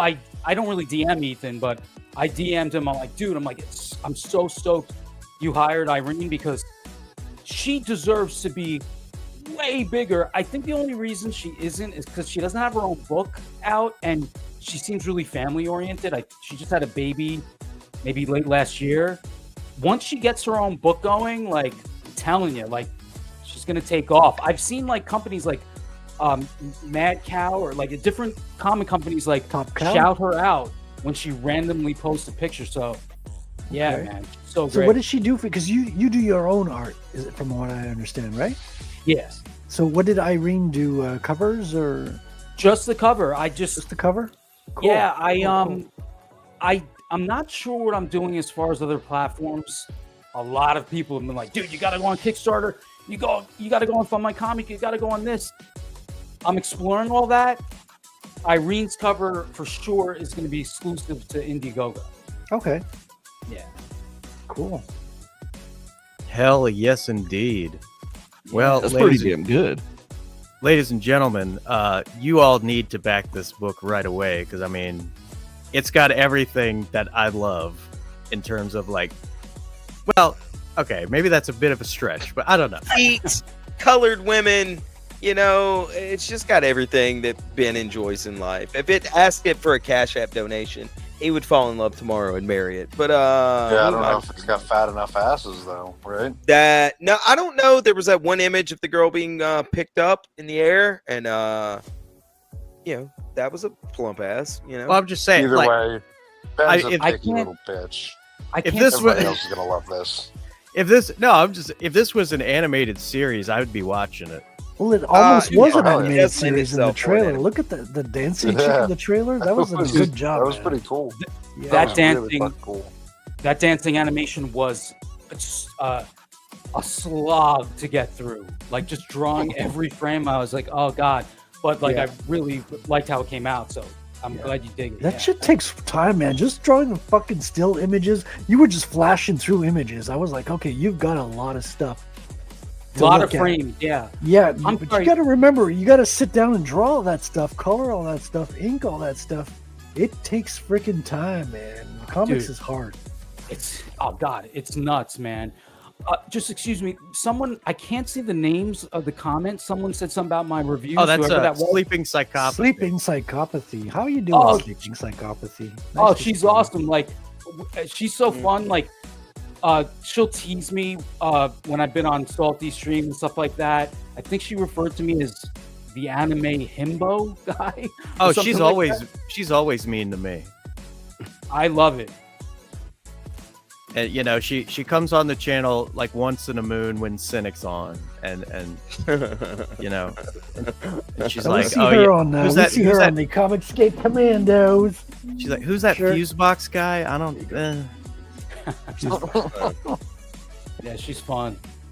I don't know if she's fun. Let's not overstep, right? She's Well, Michael, all she right. asked you a question here. She's a How bit of long a have you been bully. working on the art? She asked. Oh man, well over 2 years. And if you count the stuff I'm taking from the webcomics, like, oh man, years and years. I don't even know. Just 5 years, some of the images. Like, yeah. And I assume everything's written all the way to the end already, or not? Do you leave yourself Yeah. a little bit of leeway, or how? Yes. My process is always like, I will sometimes, when a page is done, go back and refine at least dialogue. Like, I'm always finding ways to punch up Oh, dialogue. you're doing and the refine it. dialogue at the same time as you're doing like the coloring and stuff. Yeah, dude, I have a weird process. Like, a lot of the pages on here, even the one that's on right now, there's still going to be stuff added to the backgrounds. Like, I kind of do it in this weird way where I jump around until I feel it's all coming together. And then even when I think it's done, I'll go back and refine it. Now, part of the reason I launched is to force myself to have a deadline. Oh, You yeah. guys that are artists and writers, you know how nothing's ever really finished. Like, you just 100%. will keep going back and like, this could be better. This could be refined. Deadlines force you to stop that. So that's At least to put it hard. out, yeah. Because I mean, even once you're done, you can still go back and improve. Like a lot of comic books, especially in Europe, like Tintin's and stuff like that. He went back and redid a lot of his first works, mostly because they were really racist. But I mean, come on, let's improved Easy. a lot of stuff as well, Yeah. So it's Wow, I didn't always know good that. to go. But you got to put it out first before you go back and improve stuff. I mean, at one point you got to stop and fix it up and get it out there. That's the thing. It got to the point where I was like, all right, like, I got to control this OCD. I got to just get this book done. If there's things I'm unhappy with, like, yeah, you can, I could maybe put out a special edition, but of course, I want to give people something of value. So that's where the push and pull comes, where I'm like, I got to make this look as good as possible and be as fun as possible. I guess it's I've tried to keep in mind the things that, like, people will tell me, like, oh, dude, you don't have to go overboard with this. How can I explain quick? Like, You do have to go overboard, though. They're wrong, clearly. I see, that's the thing. It's like, if it was up to me, I'd spend hours and hours, and I have, on a gazillion details. But then, I guess one way to put it is, from learning over the years, I started to realize, especially with manga, they kind of have the focus is on the characters. A lot of manga, the close-ups, and that's kind of going on here a bit in that page right there. That's been kind of freeing, because I'm like, well, I want the focus on the characters anyway. So if it frees me up from doing crazy backgrounds, that works for the storytelling, to have the focus on, because I think my most important thing in terms of visual storytelling are expression. Like, I spend a lot of time on the expression. So as long That's as the I most nail those- important part, for sure. Yeah, For sure. That's what people connect with, exactly. Yeah, you rarely hear people say, "Oh, dude, you got to check out this comic, man! It's so cool. The backgrounds are amazing." Like, no one ever says that. It's good. You want to have a good setting. You do want to make sure they're set in a real world and all that. But priority should be on getting your emotion, your story out there through the emotion of your characters, of course. Yeah, so that's what I'm trying to say. It just kind of freed me up to be like, all right, like I'm obviously still going to put a lot of time and effort and work, but let me focus on stuff like that. Yeah, not worry. Like, it also depends on the characters. Thankfully, I'm dealing with these, like, just human chicks or whatever. You look at something like Cyberfrog, anytime I see some of that art, whether it's Cyberfrog or Salamandroid, when you look at all the little metallic details on there. Dude, tell me about it. I drew him for a cover of Warlock, and it is something. Man, Cyberfrog is very detailed for a main character, because usually you want to keep your main characters kind of simple because you're drawing them all the time. But yeah, Ethan is not skimping with Cyberfrog, man. He's so detailed. He's complex. He's got, parts that cut within his forearms and legs that are kind of like held together with these lights and shit. Yeah. It's very intricate. Yeah, so it's like he is blessed with the talent and the skill to just do that over and over. I am not, so I'll stick to the ladies. Yeah. Lordy. Well, yeah. So do you find bouncing around, like you said, you do conducive for your process, or does it? I mean, have you tried to like sit down and just go, thumbnail for thumbnail and do it that way, or? I've done that more because overall I'm trying to get more organized, and again, launching the campaign or leading up to it has just forced me to do that. So I am getting better at that. I still enjoy my process because it if it works for you, it works for you. Like, yeah, it's I feel like that's how it comes together. Like a great example is like I'll pencil and then ink, and I'll work on that like that for a while until it feels like, okay, I need to see the color of this. And then and then you'll just start coloring partially and stuff like that. Yeah. Wow. So it's it's an organized mess the way you do it. I get it. And you're working digitally? Yeah, it's like, all right, my desk, I know where everything is, even though if somebody else comes in, they have no fucking clue. That's a great way to put it. Yeah. And I imagine you're working digitally, Michael. This is or not. I ink and color digitally. A lot of the figures and some backgrounds are like sketched out. Yeah. Oh, so you sketch by hand, scan, and then digitally ink and color. Yeah. Oh, interesting. Yeah, so I don't have like really like full pages of original art for my campaign. Oh, you sketch in parts. Yeah, so thankfully someone bought one of the tiers. It was just, one of those one-of-a-kind tiers where it was like art for one of my cards.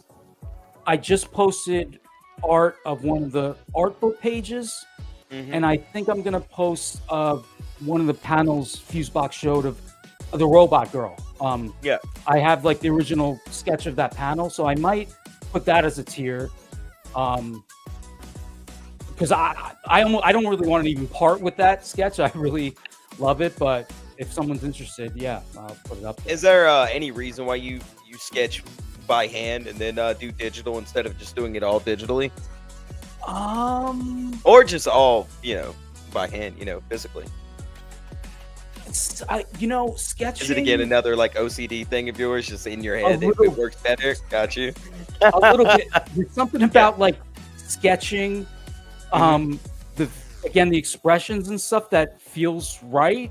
And then I'm the same way with writing. So like with my book, I'll do whatever basic premise ideas that I have to do them physically, right? On a notebook, notepad, whatever. And then I'll take them to like a Google Doc or whatever. So could you elaborate on that, Sim? I'm curious. Why do you choose? Because I did that, like I just finished outlining my second issue recently, and I did it on a yellow notepad. Yeah, that's a legal pad or something like that. Yeah, so what's your thinking? Like, why do you choose to do that? I'm curious. Something about it. All right, so something about it first of all, it forces me to really sort of think about the ideas, because I don't want to go back and have a whole bunch of pencil scratches or, ink scratches or whatever. And I want it to be, I kind of want my ideas to be forced out there already. It's as fine-tuned as possible the first time I put them down. The second thing is that it just doesn't feel real to me if it's in a Google Doc, because then it's stuck on a computer, which is turned off or closed, that has all these other distractions, where that legal pad can be on my desk or on my table, and I can look at it and go, shit, you need to get back to that, versus having to go into Google Docs, go into the file, open it up. Where was all these notifications? Let me check my Twitter. What's on YouTube? Exactly. There's zero distractions, and it feels more real. But it's twofold whenever I do that. So I totally get it. Yeah. So I like doing it that way. And then my co-writer, who I'm writing all my books with, she does nothing. She does the same thing. And then we just sort of all she does is physical, and then she sends it to me, and I put everything in the doc and organize stuff. So we both. Let me ask you about that. That's interesting. So what made you guys decide to co-write? So Imprint, for example, started as me just promoting another company that's doing indie comics, and she had left that company, and while she was in the process of leaving or whatever, she had taken a break from social media, and I said, you know what, I could just do the same thing for my friends, like Ruby, my friend Wizard, my buddy Samurai Snowman, like all these other small indie guys. I can talk pretty well, I do sales for a living, and I was just like, I'll just start a company and do the promotion for them.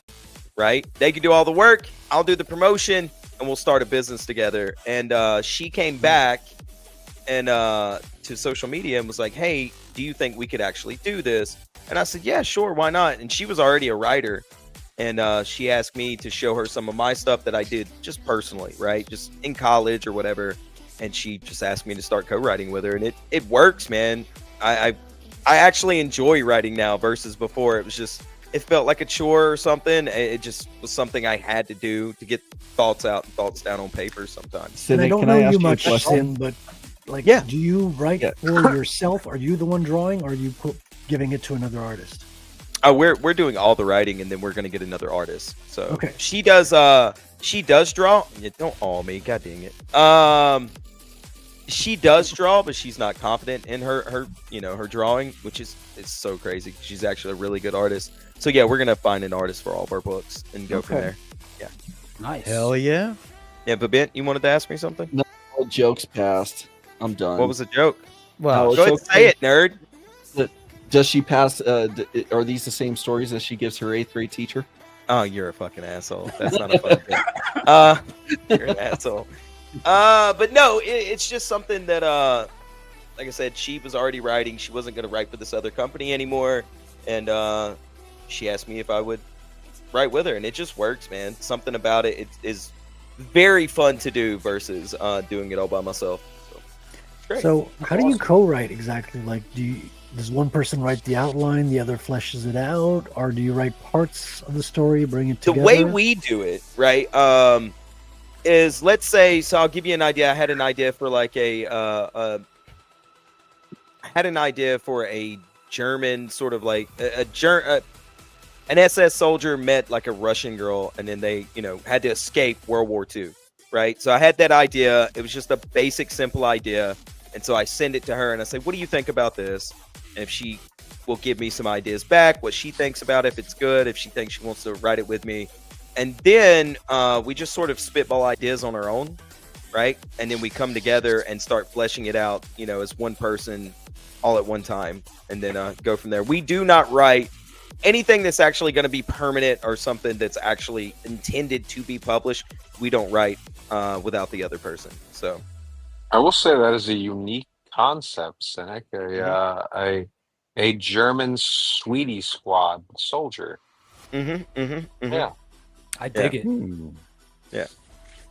But that's the way we do it. We both have full veto power if the other person just really hates something that the other guy, veto power. But not that sounds wrong. veto, just Waldy so power, right? So are you Are But you no, so- morbidly obese, and do you chase people off your lawn who come God, with I their cell fucking phones? wish, right? You know, it'd be so much. Dude makes $10,000 a month, bro. I'd be fat as hell chasing people off my lawn. But no, like I said, she has full veto power of anything, and then so do I. So if she comes up with an idea, I'm like, nah, I just don't think that works. That's But what he should we have call yet his book. to execute that on the other person. So it's just, I don't know. It works somehow. Now I I'm don't getting want to envious sidetrack, of that. but Mhm. I have a I'm question getting for little envious Ben. of that process, like writing by myself. It's Yeah. like maybe, I would enjoy someone vetoing me or like, you Yeah. know, like Yeah. I like. He's not It's talking a- about the toes on the feet, Michael. It's- Veto no, has it's a nothing lot to of do fun, with though, toes on Michael. the feet. Like- Just so you know. it is a lot of fun to where so she will throw out an idea and I go, all right, well, let's play with that idea a little bit, right? Let's sort of put that in there, see how it fits. And then the way it usually works is that basic idea that she gives me, I'm able to like really flesh out in a lot of fun ways. And then, you know, it just somehow works. We bounce off each other very well. So not That's sitting cool. there racking your brain. There's very little writer's block when you have somebody else there to motivate you and sort of push you with like, oh, well, what about this or what about that, right? Like Yeah, we you get write, that fresh influx of ideas. yes, It's not from your yeah. brain. It's completely Yeah. fresh and new. The first time we ever wrote together, I think we wrote for like an hour or two, and didn't take any breaks or anything. Just sort of, you know, just coming up with all these basic premise to a book that we're doing. And we got done. She was like, "Wow, that was really quick." And I was like, "It was like 2 hours. What are you talking about?" That's what she said. The women are Yeah, always right. that way. You know? But it was one of those things to where because we were enjoying the writing session so much, it didn't feel like a chore, right? It felt like we were just being creative, and that's where you want to be. Yeah. To me, anyway. If I'm not having fun doing it, I don't want to do it. So. Now, hold on. I got to ask Ben a question. cool. I keep seeing this at the bottom of the screen here. It says, sign up for on issue 2. He What does that needs mean? a co-writer. That's Outlaw Night. But what does the sentence mean? There Sign should up be for a on issue 2? Well, I figured it just applied Outlaw across Nights. the board to getting Outlaw Nights. You know, sleeping. There's no euphemism, you asshole. it was originally I think he's it was trying to- originally for the email list, and then I just kind of kept it because I was like, I mean, you get what I mean. Should be a Except period you in didn't. between each one of those, I right? don't, though. That's the thing. Well, it's, He's trying to Damn it, comprehend the Frederick. sentence because on doesn't make sense. on Outlaw is Nights. short for Outlaw Nights. Oh, Oh. Get on board. But there's lots of Wow. room to write it out. Look at all the free space between them. I know, but it's zippier. It's cool. It's There's zippy. so I much don't think space, it Ben. is.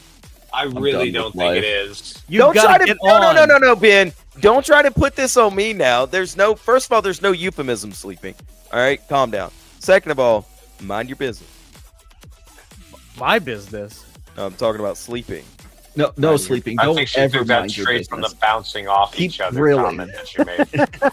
That's right, sleeping psychopathy. You understand. Ben Nice. Janese needs to be a language now. And at least it needs to be forbidden in every country. Well, you know, you talk about the writing process. I have full veto power over myself. I debate it with myself. We talk about it a good bit, and Technically, if you're doing it by yourself, it's masturbating it. well, you know, that, You that, should correct. get that checked out. that Ben Probably gonna asshole look is a slave driver. He constantly pushes me. We argue a lot. It's fucking Now that crazy. you bring it up, Ben, how many drafts do you usually go through for like one of the issues of Outlaw Nights? Like, how much do you kind of go back? I and believe forth I think for issue 1 I did about 4, Okay. Wow. and then for issue 2 somewhere around 2 to 3. It's easier for the second issue, right? I found writing the second issue much easier. A lot of the groundwork is done, and the story's already got like a runaway train. in a Well, the sense. beauty of Yeah. it was that originally issues 1 and 2 were just one issue, because I was originally going to do it as one 50-page, and then I cut Yeah. it in half to make it affordable. Yeah, same here. Yeah. You're a brokey, bud. yeah. Yeah, Wokey, bud. Now, No, it makes sense. I mean, we tend to. I don't know if you're like me, but I put too much in the first issue. Like, what I actually wrote as a first draft, I took those first 4 pages, rewrote the first 4 pages into a 24-page comic That's Jesus. how much. All Well, right. that's typical for comic books. Even manga on their Yeah. first chapter, they'll do fucking 50 pages when it should be 20, but that's typical. So, Yeah. Yeah, we rewrote Aurora twice so far. So and now it's the character is fleshed out a lot more, but the story is changed a good bit. But we'll probably redo it one more time and then start really hammering on the art and everything like that. So we've got some good people. So. Where is Aurora? It's been 7 years now. It hasn't been 7 years. We haven't. Imprint Oh, hasn't even been officially launched, but since 7 April, years. you dickhead. Second of all, I mean, it doesn't Look, count if you haven't man. taken anybody's money yet. Either. I'm not taking anybody's money yet. So yeah, that's what I told my co-writer, who was sort of nervous about, like, when are we going to launch? When are we going to launch? I was like, I was told when I was doing music, you have your whole life to write your first album, and you have like 2 years to write your second one. So let's let it cook, right? Let's get it right, and then we're already working on book 2. We've already got the premise fleshed out. We're just gonna go really go in and hone it, you know what I mean, once we get to it. So God damn, it really does sound like a euphemism. Are you writing like full scripts or like Marvel method, where you're gonna go back and work the dialogue after the art and stuff like that? Probably. I hate dialoguing. I'd rather have the art sort of push the story forward if I can. So a little bit of both. So I'm writing full scripts, and then I'm I'm keeping it open to going back and reworking things, Well, right? Because, when it's digital, you can edit the dialogues. yeah, Like exactly. I've went through my dialogue, my lettering phase. Like the color's not even done, but the lettering's already done over the black and whites. So I'm already working on the final dialogue, the captions, and I mean, I do it a couple of times. We do it way different than what anybody else does.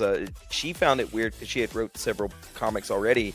A lot of people just sort of jump into the dialogue with a basic premise and go that way, and then either hand it off to an artist or whatever they do. I like to do a full fleshed out premise and then go in and dialogue it. But as I'm doing that, I'm putting my dialogue in that script. You know what I mean? Like I'm doing all that, and then I'll go through and actually work the dialogue. But a lot of people find that weird, but it works better for me, man, because I've got it just feels a lot smoother than just going through and going, oh, and then they would say this person says this, and then that, and then this, and then that. I'd rather have a full picture of the book in my head before I just start jumping into the minutia. A lot of the dialogue is influenced by the expression on the face of the character. Exactly. Yeah. How they're standing, their body language.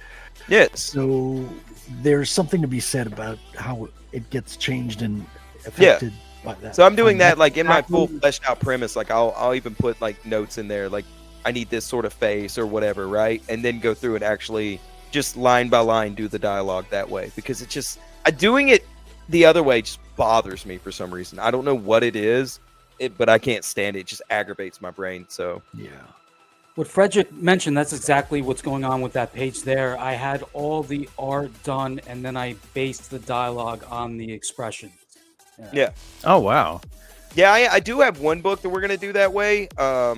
Crimson Veil is one book. We've got the entire premise, and the guy that we kind of got the art plan for, the guy that we've got who might be drawing it, we're gonna do it that way. So nice. So what kind of story you're working on, Sin? Tell us a little bit about it. So Aurora is a sort of a take on a Sentry-like character, but she's a female, of course, who was betrayed, and it becomes a revenge tale at the end. So I'm not super familiar with Sentry. Could you? Oh, I mean, he's just a super overpowered Marvel hero. I mean, you name it, he can do it. So it's sort of a female version on that. She's going to be really OP, and there's reason for that inside the story that I don't quite want to divulge. But sure. Basically, she starts out as working for a company as a a superhero for hire, basically. Well, no, not really, but she is in what is it called? On the payroll. Something espionage. My brain just blinked out on me. Where she's going through and finding like all these secrets from other businesses to bring back to her company to and Oh, and she gets industrial espionage. industrial espionage. Exactly. I don't know why my brain couldn't come up with industrial espionage. But so she does that. Her boss sees that she's a perfect fit for an experiment that their company is running, and so he sends her there. And then the revenge tale takes off from there. So Yeah, you had me at girl in revenge story. oh yeah, so it's gonna be great. It's really gonna be a lot of fun. A lot of body horror in it because she's pissed. Oh, And, shit. you know, Yeah, so that's what you're gonna have a lot of that in there. And then Crimson Veil is sort of a vampire detective story. It's gonna Oh, be a you're little doing noir. another book on the Yeah, side? so we've got 2 that we've announced already, and then technically we've got 4 that we're working on, not counting the one that I'm co-writing with Ruby, which is Gold Nigga, which is our take on Shazam. Oh, yeah, I heard about that. Katie's been Yeah. talking about it. It's gonna be so and- good, man. It's a very fun book. So on all 4 books, you're co-writing your writer's Yeah, yeah. team. Okay, that's Yeah, exactly. interesting. That's cool. Yeah. That's cool. So Gold Nigga is going to be a lot of fun. It's a comedy. Like I said, it's a take on Shazam. A little white kid finds a pocket watch that turns him into the greatest superhero of all time, Gold Nigga. And he goes on his little fun adventure. So it's going to be fantastic. It's funny. So, yeah. It's awesome. Lord almighty. Well, ladies and gentlemen, if you haven't backed Kool It yet, Get it. You It's great. need- It's awesome. Buy 40 of them. Buy you all need of to them. get this, because I mean, I think this kind of thing should be made into a series. I think it really does look. It would be great as an animated series or something like Well, that. Ben, but- I hope you bought 4 copies because Michael bought 4 copies of your book. So Yeah, no, man. no, that was Patrick. Oh, I It hope you doesn't bought 4 matter, Michael. copies. Shut to up. Show Just- him he you're still better has than to him buy trying 4 copies of your book. that many copies of Patrick Quinlan's Yeah. book. So Everyone should buy 4 copies of everybody, especially mine. Yeah. Like I Right? said, I'm going to Yeah. get my comic. everybody should buy 47 copies of everybody's book. Okay, can we do that? Can we normalize that, please? We're just trying to, come up with stories that make us happy and hopefully make you happy. So, support us. We're trying I'm our going to throw hardest my out link here. in the chat as well since I'm here. Yeah. Let me Oh, keep hell my yeah. phone a little bit. Do I still? I gave you the wrench, right? Oh, do I Please. have a? Oh, yeah, you did. I thought, okay, good. Yeah, no, you're right. Let me. So- Vabent shared some stuff with me a while ago, and I've been meaning to show it. We were on such a roll, I couldn't help myself. You could It's just been do a the while last since I've 2. promoted anything from Imprint, so I love talking about. You need to do it more often, to tell the truth. We're If all right, it's, so we're planning on some people that I don't like very much. I'm not going to bring them up on Ben's show with Mixed Company. They used to do a show every Friday talking about the book that they're writing, and you run out of stuff to talk about, right? You don't want to give away the farm. So we're talking about doing something every couple months and then ramping it up as the book gets closer to coming out, right? To sort of build the hype. Well, you also got 4 books, so you can Yeah, we're gonna Switch it start up- like drip switch it up a feeding the little other bit. stories right as we get to them. So, but I love talking about Imprint. It's great. We've got a lot of good stuff planned. So Everybody needs to check out Ratel. Yeah, I got a new backer today. We're past the $2,000 mark, both Oh, in damn. dollars and Bitcoin. Because on FMC we're at 1,256, yeah, but on Geyser we got 1,003 in Bitcoin. So hit them off. that's the way it's going. Sleeping Well, only Brad- came because she wants to look at Michael, and I don't blame her because Michael, I would play an RPG with you as the main character. I would play an RPG with Vabent as the main character. Would you turn the camera off for Vabent? because my Don't do wife that. walked into the room, and I wanted to tell She her I embarrassed love that you're her, Mexican? and I It's missed okay. her. Mint Salad is not on stream. You're good.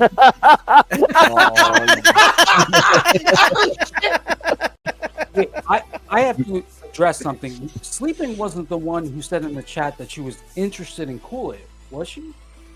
I believe she did. I believe Oh, she that was. did, I'm not I think sure. that was Baki. Oh, okay. I was gonna say, she's treating me like a piece of meat. She That's might right. be interested in the comic, but she's Yeah. trying to look at me. I'm not Yeah. here to sell my ass. Tell him. You tell him, Michael. You're not a whore. Sleeping. His eyes are up there. Yeah. Right. Yeah, sleeping. I'm just But kidding. no, use your Wait, sexuality. Yeah, no to one was sell the buying book. it, Michael. Wait, I love Fuseboxx, no, I- where is Anime there? himbo So, versus Sleeping, Totally what you want to Gringo. do is send them feet pics. So feet pics on a pink background, and you're in. I will not Sure. encourage this. Mm-mm.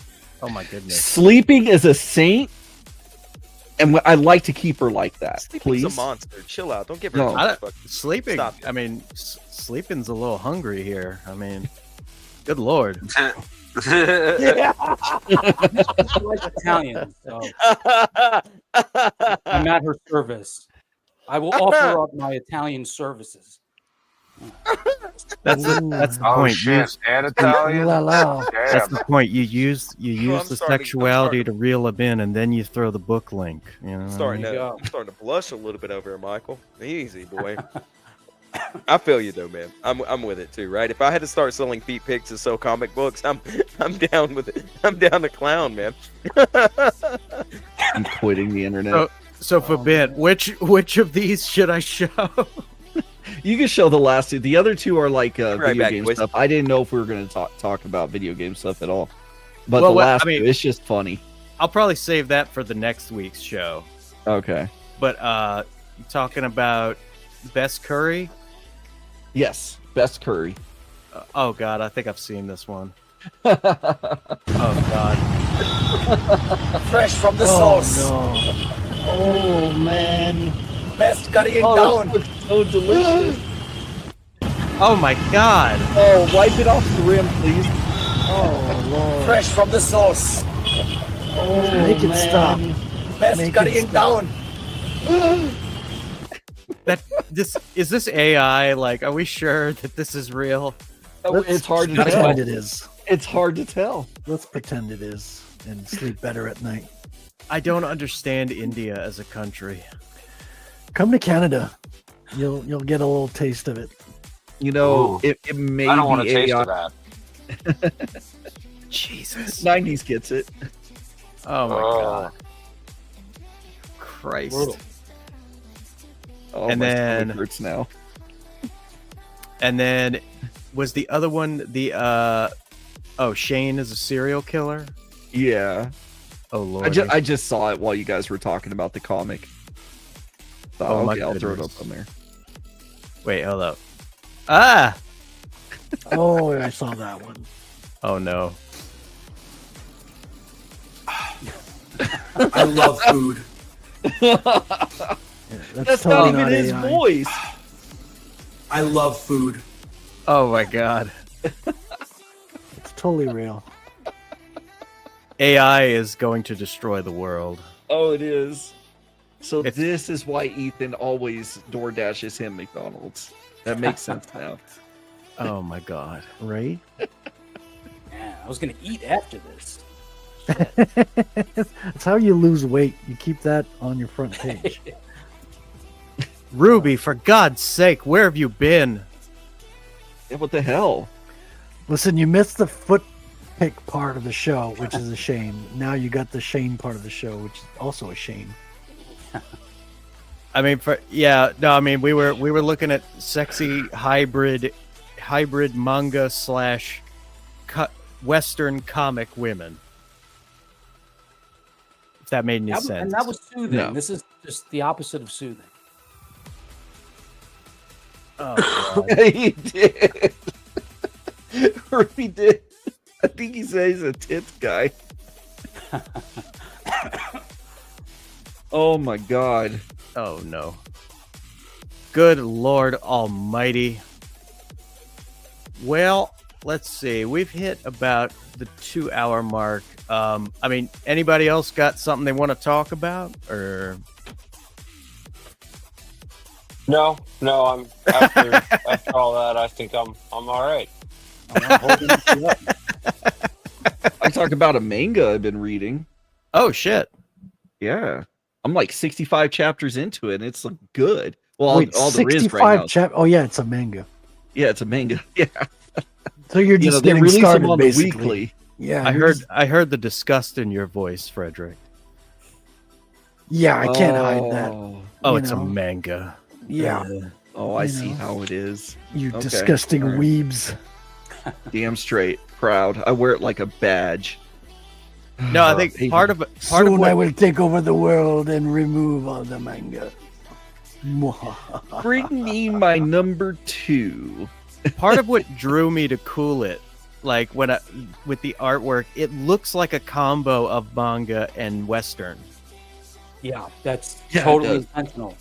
I love both. I have no desire to make something look exactly like manga or like a Western comic. So I'm just doing what makes sense to me that I would want to buy, right? People always say make what you would want to buy or that you would enjoy, and that's, what I'm trying to do. Holy shit. I see the Kitty.L audience stat. is autism. It's flaring up. It's that fucking Okay, ADD sleeping. I shit. get you. I get you. I hear you. The autism doesn't exist until dinosaurs are on the stream. fuck. You got to give the people what they want. You know. Oh, I used to love talking about dinosaurs when I was a kid. I was obsessed with learning about them. What's that profession where you study dinosaurs? What is that? I think that's paleontology. Yeah. Right. Did you see that tweet of the one girl that says, "Hey, anybody that wants to talk about dinosaurs?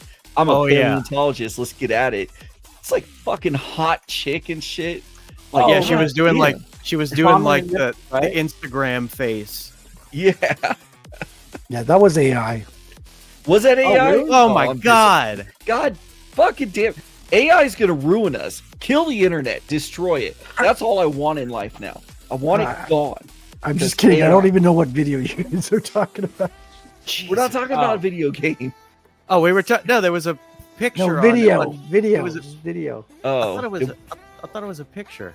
it was a picture. That's all it is. Yeah. She just posted a picture of herself and said, "Hey, anybody that wants to talk about dinosaurs, I'm a Oh, well, that's a paleontologist." dude then. That's just a dude. Where It's is a dude hidden behind where the is picture. paleontology girl? She's in your head. She's not real. She's real. There's no women on the internet, Ben. See, now Frederick is trying to kill the magic with science. That's what I was talking about earlier. 100%. Wait, what did that come back to? We're talking about What's Frederick- dinosaurs. Who's Frederick trying to kill? A No, hot he- girl with nipples. Dinosaur talking about girls. dinosaurs. Paleontologists, apparently. Oh, Paleontology girl. oh, what a Where girl with I big old... have it right here. Hold on. This chick. There you go. Yeah.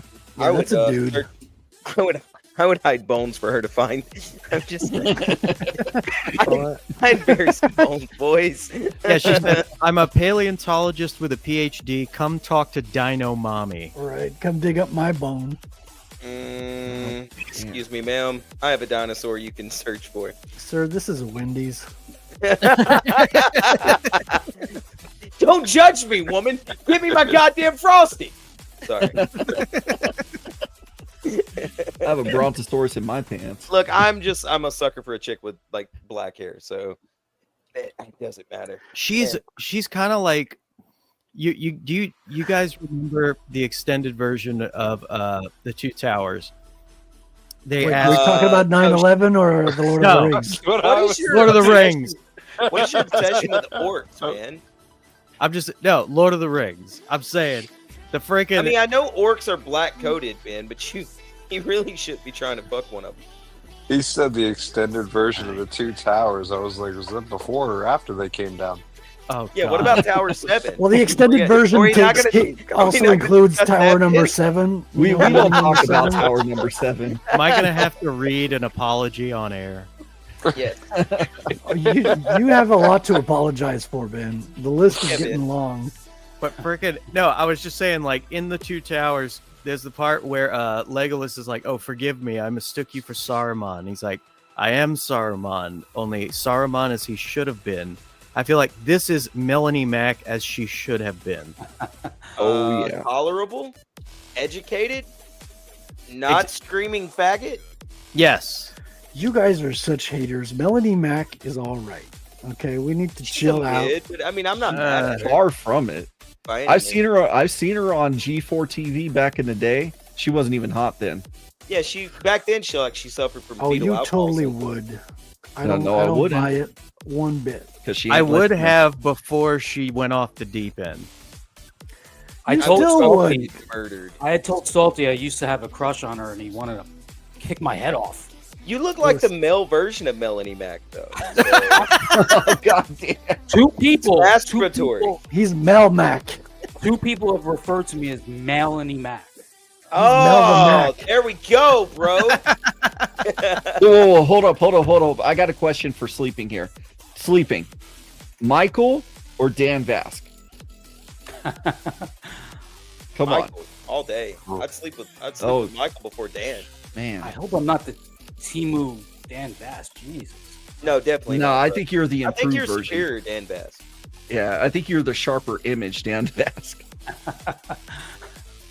Michael. Wow. See, sleeping always has to have these sassy comments. You know, she has to just sass me all the time. Sorry, I can't tell who pulled this up. Have you guys on mute? Mel Mac. Michael. Duh. Vask looks gay. Wow. Sleeping. Rude. I'm just He saying. does, and he Why I talks. You know, love she it. always has to sass. Always with the sass. She bullies everybody. Don't worry about it. Hurt people hurt I people. love him. man. Well, she needs to get Outlaw Nights in order to sass me that much. She bought That's 42 a rule. copies. What are you talking about? No, Dan Bass And is female boomer bait, so I wouldn't worry about that, Michael. You're good, man. Mm-hmm. I Oh, only yeah. know him from the Eric July song. Yeah, the only thing I know him from is like sheer embarrassment of him being a man. So Oh. I've seen a lot of that.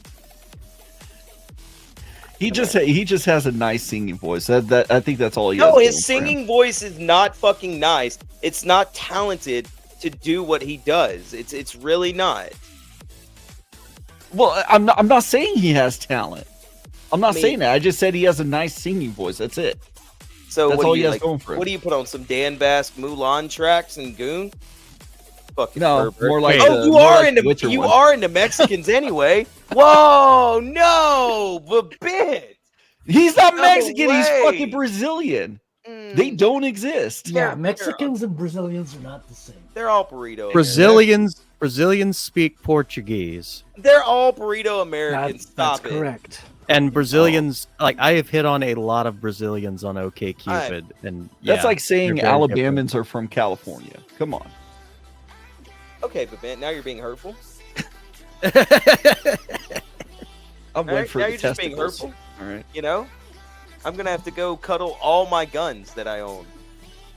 Sleeping We appreciate went over this. your close up of your pussy, Frederick. Thank you, Frederick. That's Show your right. pussy. I've got a dog that won't stop trying to eat my headphones. Will you quit, Cody? You need to get a shock collar. Dude, I couldn't do that to this little fella. He's now a part of Imprint. He's FFS's new mascot. You know what they're calling the Hassan thing now? They're calling it K911. Wait, are they really? That's hilarious. Cynic's upset Oh, because his hunchback is too big to fit in frame. You know what, Sleeping? No one's discussing my hunchback, and it's a tumor. All right, so it's from all the There you go. aluminum in the deodorant I wear. There you go. Hey, I told you. Not a good idea, Sin. So, how do you Do how do what you the feel French now? women Sleeping? do. It's very simple. How do you feel now, Sleeping? You know, Yeah. making fun of a man who has a tumor. I hope you're proud of yourself. Tumor's a tumor. What are you gonna do? Puppy, you're cool, dude. Like, I really like you. Did you stop biting my headphones? I have 2 dogs. I got 2 pit bull mixes. Of course you fucking do. Yeah, Of course you do. God damn it, Ben. Son of a bitch. That's colored girl bait. They are not I just stereotypical pictured pit Ben bull. talking OkCupid about? Or Tinder profiles, him standing there with a flat-billed cap and both pit bulls. No, I don't colored know. Metal, That is metal leashes. Oh Mexican my girl goodness, date. sleeping is coming out, and she's just bitch slapping you, Cindy. Although I will admit, when I was younger, I did used to drink 40s of OE and I smoked cool milds. So The horny, Nice. the horny bonk pupper. What the hell is that? Am I? Dude, I'm not hello fellow kidsing very well right now. What is that? I If you AI Cody in a bad light, I'm not gonna say it publicly, but it's gonna be bad. All right, keep talking. we don't go after the dogs. Yeah, Cody's innocent. He's an That's- innocent soul, even if he won't leave my headphones alone. You know, Did you in say they're pit society- bulls? I don't think Yes. pit bulls qualify as dogs, though. Aren't they like a breed of dinosaur? Don't you dare. Technically, Oh, okay. Never mind. I thought you were gonna go Matt Walsh on me for a second. Oh, I fucking disagree with him on that shit. Pit bulls are fucking awesome. Those dogs are dangerous. bulls They are need to be good put dogs. I down. didn't say they're not awesome. good I dogs, said they're but really do have dinosaurs, like I know. No. paleontologist bait.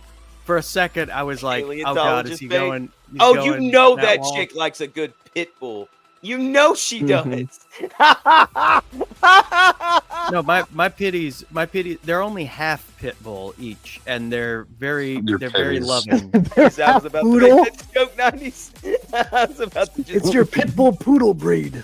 my pitties. Oh My God. pitties. Piddles. Oh, look at my pitties. Their names Poodles. are Sammy and Karina. I got some big pitties. Want to see them? All right, Karina let's, is let's bring the conversation back to feet, and Out of curiosity, How big are your Fuseboxx, pitties? do you put? Well, I was gonna ask whether or not you put any deodorant on your pitties. Yeah, do you put deodorant under your pitties or? look. You know Or that you I'm go not. French. I'm culturally, I'm not French. Hey, how often do you play with your pitties? Right? wow, wow, Isn't that usually like isn't the woman supposed to do that? demonetized. You let other men play with your pitties? I said Yeah. women. Oh, you let? Oh, Oh, you're- you're one of those type of guys, huh? Okay. Nice. Look, Mhm. what Is happened? it illegal to take your pitties out at the park or? No, but you can do it at Walmart, though. Anything goes at Walmart. Ain't that the truth? How many dinosaur bones can you find in Walmart? Well, Plenty. Hey, Ben, could you send me a pity pic, please? I would. Don't do it, Ben. Don't do it. well, hold on. I'm looking for him. Oh, Sacrilegious. so why are you looking for them? They should be He's right your- there. Just look down. Where'd Frederick go? I love my wife's pitties. I play with them every night. Are they staffies or are they Staffordshire bull? She's getting older. They're saggies. So Staffordshire bull.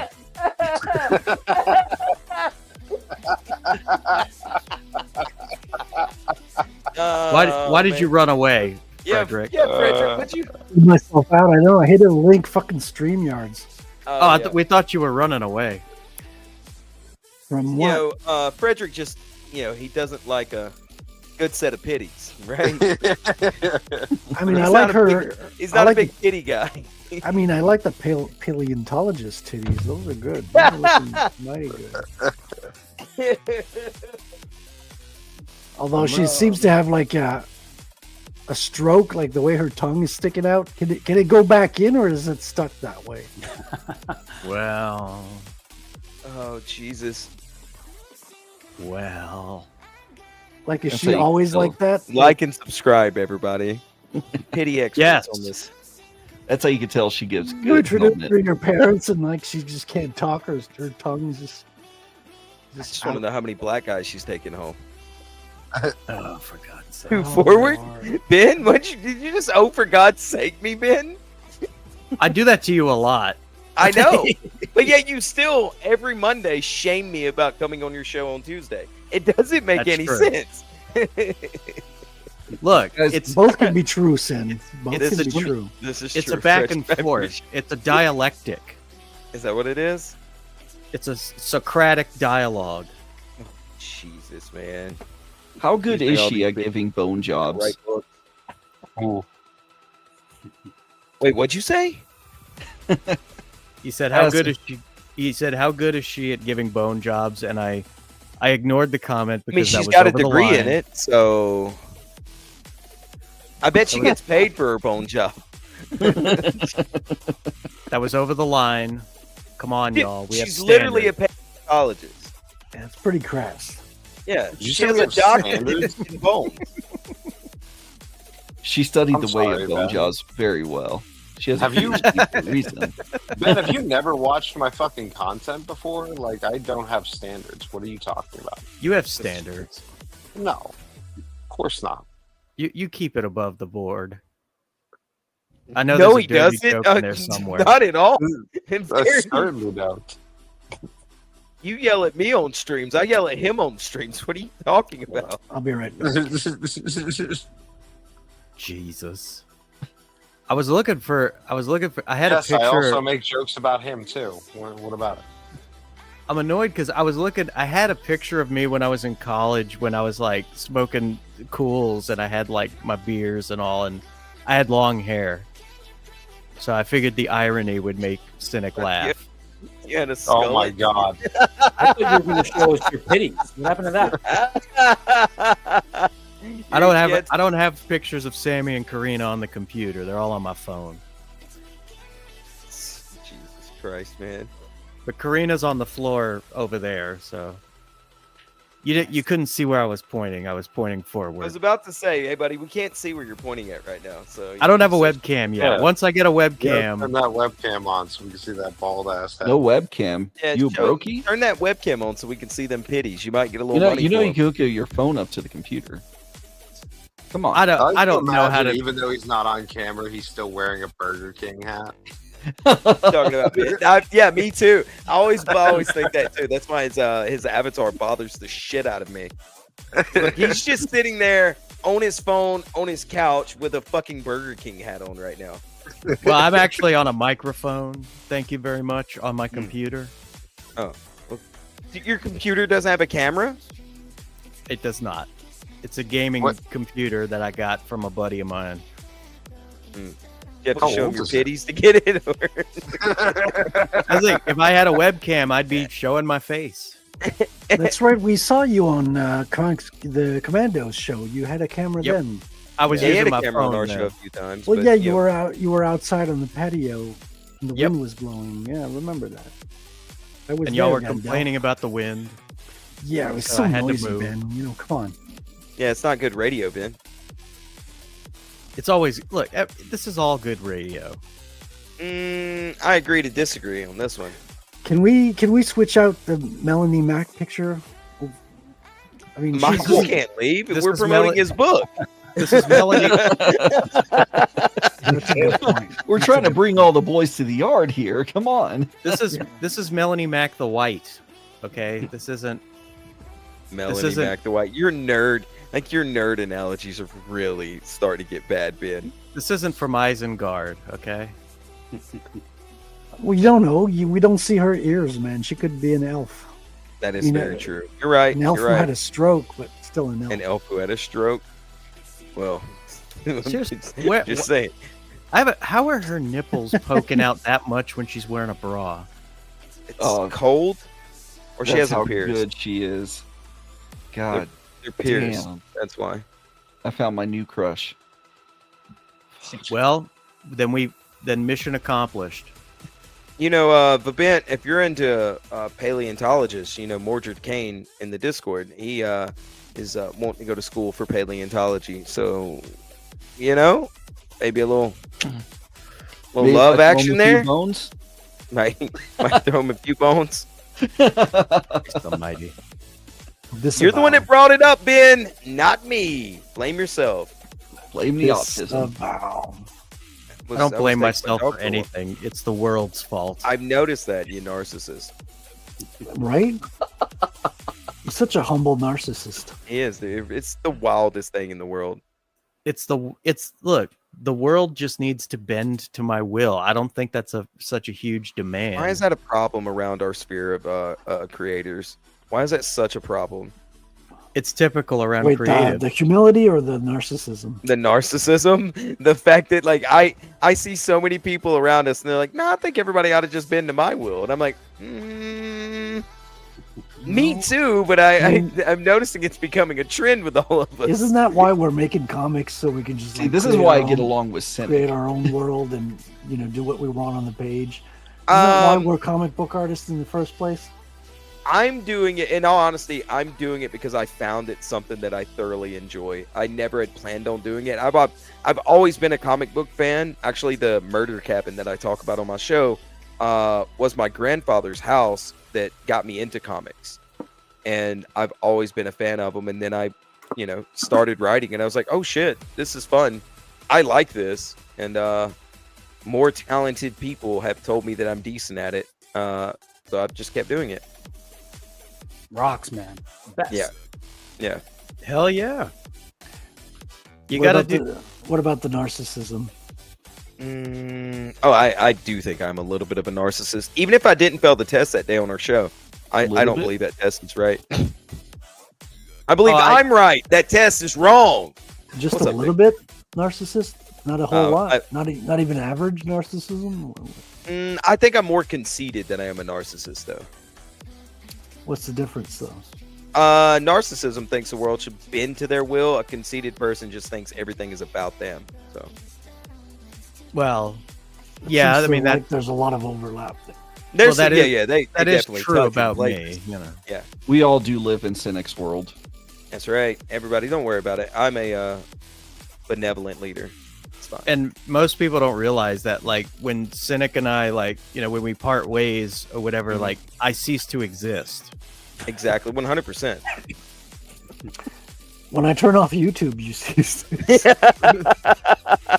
When I turn off my computer, everybody ceases to exist. Well, it's not true because now I've got your comics on my desk here. Yeah, now you got to be reminded of how Now I sad will of a live man he really is. forever. I might even do a criticism review. Hell Wrangler's yeah. got Criticize the couple of shit out of copies. it. Tell them how much you suck. Yeah, that's what I've Well, speaking of that, I'm actually currently editing a review that I did for the book Soltac for issues 1 Oh, I've through got 4. a copy of that. Yep. As do I. And so, like, I haven't done a recorded, like, edited review in at least almost 2 years. So I'm back in the saddle, Nice. and hopefully I'm going to be premiering that, I believe, on Friday. I could probably premiere it sooner, but I wanted to choose Friday because it's the beginning. The weekend's kicking off. Mm-hmm. So yeah, everybody's got to be on the lookout for that. And Probably Matt, won't be, but I'll tell you I was. My feelings will be hurt, and I will take it personally, and I will make a list of everybody who didn't watch it. Mad Ruth shows on Friday, so that's perfect. And he's such a great dude. Oh, definitely. Like, Right, I was on last Friday, and you were on the previous Friday. Yeah. and we actually, we had him on the channel, and I think Cynic was there actually, Mm-hmm. and I think Ruby was too before he decided to get a job so he could avoid coming on. That's not. Ruby actually is not at work right now. He just doesn't like you. Well, Wow, Wow. truth comes racism. out, man. Who would have thought? we live in the same city, so I can cause trouble. I wish you would. Somebody needs What are to. you going to do? Knock on his Ruby door and run can't away? keep getting away with it. No, I was gonna knock on his door, and I was gonna tell him how hurt my feelings were, Oh, You okay. really like to talk to other men about your feelings a whole lot, right? and he was gonna Lovely. be like, Ben, how did you get my address? Listen, I was gonna be if like, you- that's not If you important. really right want now. to work it out between the two of How are you them, gonna get his just address? show You can't even get a camera, man. Just show I have him your a phone. fucking pitties. Yeah, just show him your pitties. Ruby's black. He loves pitties. Yeah. Yeah, but mine are only half. Ruby, Pitty. check out these pitties, man. Shout out to Self Destruct in the chat. How you doing? Yeah, what's up, Self? Oh, destruct, whatever. Yeah, you, bro. You talking Quit to harassing yourself me again? in the You DM. conceited fucking Conceited narcissistic. Hey, shout out to myself. Oh man! Shout out to me for being here. Shout out to me for being super cool and putting up with all you guys. Nah, self-destruct's a Takes a funny lot of fucking effort. dude, right? So yeah, so I believe we currently have about 41 viewers. So I'm gonna post the link for Kool It once again Hell yeah. because we gotta get this guy some more backers. Yeah, just Because- trying to hit those stretch goals, and yeah, it'd be great. We need some more bisexual lighting in comics. Yeah. Jesus Exactly. Christ, man. I need comics to look like a fucking Indian stew. Okay, please. Oh no, not the curry. Dude, if you want that, Fuseboxx. just watch Netflix. That's like Marvel Fuseboxx, I comics. don't know how every this day. is possible, but somehow it's telling me you have negative 15 viewers. Yeah, you owe viewers, actually. It's so bad. You need Yeah. to get Wait, hold 15 up. Why do people in I here owe just you to a get the six zero. pack? Why do I owe you a six pack? JJK is awesome. Get the fuck out of my face, dude. Okay? Quit shit talking that Wow. show. Wow. Wait, how is any of the episodes or the movie trash? I failed to see that. Is it anime? Yes. Also, Well, Ruby's obviously, you asked a just fantastic answered question. your own question, man. You're not one of Oh, we're those gonna- people, are you, Frederick? Ruby wants to know how long Kool It is gonna be running. Okay, so I set it up for 30 days. Again, just out of like frantic getting everything together. I Mhm. thought at the time I might jump to Kickstarter after that, but Yeah. I've changed that because one, it's just too much, and I just want to keep this kind of momentum going in Indiegogo. So I'm going to try to hit these goals. If I think I'm going to extend it. Oh yeah. 30 days. Because I like the idea of going through November, keep working, try to hit those goals, come up with other either perks or I don't know. I'm just kind of excited to like extend it out. So I think I'm going to do that. Yeah. So I'd love to jump on some streams like throughout Yeah, November. Michael, That'd you're be ready. great. I mean, you're welcome to come on anytime you want. Just let me know when you're free, and we'll not do drama that day. We'll just talk books and fun shit. So, Hell yeah. yeah, Yeah. I'm not You're- against. You're welcome anytime. I like viewing some of the drama. I just Yeah, I get it. Yeah. I get Just told that I- all the time. I love watching what you do. Yeah. I don't know if I could do it. I mean, I get it, man. 100%. Well, I go But on no, the ship. we do promote, and so you're welcome to come on whenever you're ready. Just let me know a couple days in advance. I'll get a few things from you to be able to go over it properly, and we'll see what we can do about getting you some more backers, man. Hell yeah. Love Doing yeah. 2 months, like 1 month extension, Michael, makes a lot of sense. I know a lot It of people does. do it that way. You get to have kind of a final week in your first month, and then you can do a one more promo. Mm-hmm. And listen, I don't know what I'm doing, and I set it out for 3 months. People have been saying, "Oh, it's good. Like you're good for 3 months." I think it's a little bit long, but you know, it's my first book. I'm going to try to get as many backers as I can within the 3 The months. way- and Hell The way yeah. I was taught about it was that it's good to keep it at like 30 days at first because it gives people it lights a fire under Urgency? people. To yeah, back there's it. an incentive to. Yeah, there's some urgency. Mhm. But here's the problem that I have talked to a lot of backers, a lot of fucking backers, and I guess I hate to call them this, but what you would call whales. And these guys want to push your campaign over the top, and so they'll wait to the end, and then they really get pissed off when they push you over, and you go, you know what? I'm going to extend it another 30 days. Some really big backers I'm good friends with, had several of them were pissed off about that stuff. So if you're gonna do it, just sort of let it be known up front, right? Like I am intending to extend this. Okay. Yeah. Right. So Makes sense. Yeah. Yeah. Oh Jesus, this is because I mean the whole thing demented, about crowdfunding is the hype, and you have a lot of good people out there that love what we do in the indie scene, and they just want to see you succeed. And then when they do that, they go, kind of feel lied to because They I want thought to I be a was part of the success. They want to be do Exactly. their part. Yeah. Exactly. Yes. That's why I was trying to be honest here when you guys brought There it you up. go. I'm like, okay, yeah, I've been thinking about extending it. Yeah. So Yeah. once you guys asked, I was like, yeah. I mean, the Yeah, secret is once you start thinking about it from everything I've known, like I said, these are backers. These are not creators or anything like that. Just start sort of putting it out there. Yeah, I'm thinking about extending it. I'll let you know. And then go ahead and you want to create a sense of urgency, right? That FOMO, because that's just the way life works nowadays, Yeah. right? Yeah. But you also want to be honest to your backers too. yeah. The most important thing, Michael, is authenticity. If you can There you fake go. that, you got it made. Yeah. And you can Exactly. fake it. Yeah, but no, being genuine and being honest to everybody and about everything, yeah, it really does go a long way with these people that are wanting to, promote and push you. Yeah.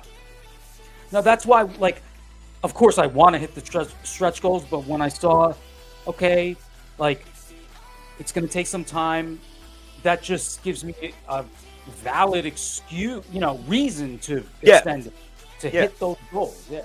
Yeah, I got So, you. Self-destruct ads asks, how does the new IgG feel? By the way, so is the new IgG for new CG? Is that how it works? I don't know what it is. I haven't looked into the new Indiegogo stuff that everybody's been talking about. This is it right Yeah. here on the screen. Yeah, of course. Yeah, the new Indiegogo. It's NU Indiegogo. New Indiegogo. See, I like being called the new wave of CG instead of new CG. That works a lot better for me. I don't get lumped in with a bunch of crazy people. So new Indiegogo, the new wave of Indiegogo would be nice. Well, if you don't want to get lumped in with a bunch of crazy people, you're in the wrong place. I'm telling you. I know, right? It's the worst thing ever. I mean, dude, you're on my channel. Well, hold up Right. a second. Back Feel this bad. up, Ben. Back this up. Go back. Keep going. Keep going. Keep going. Rewind. Keep going. Be kind. Rewind. Keep going. Stop being so fucking slow. God damn it. Right Slower, there. slower. Yes. Yes. That's a This hot is the whole dinosaur. reason right there. Tits and dinosaurs.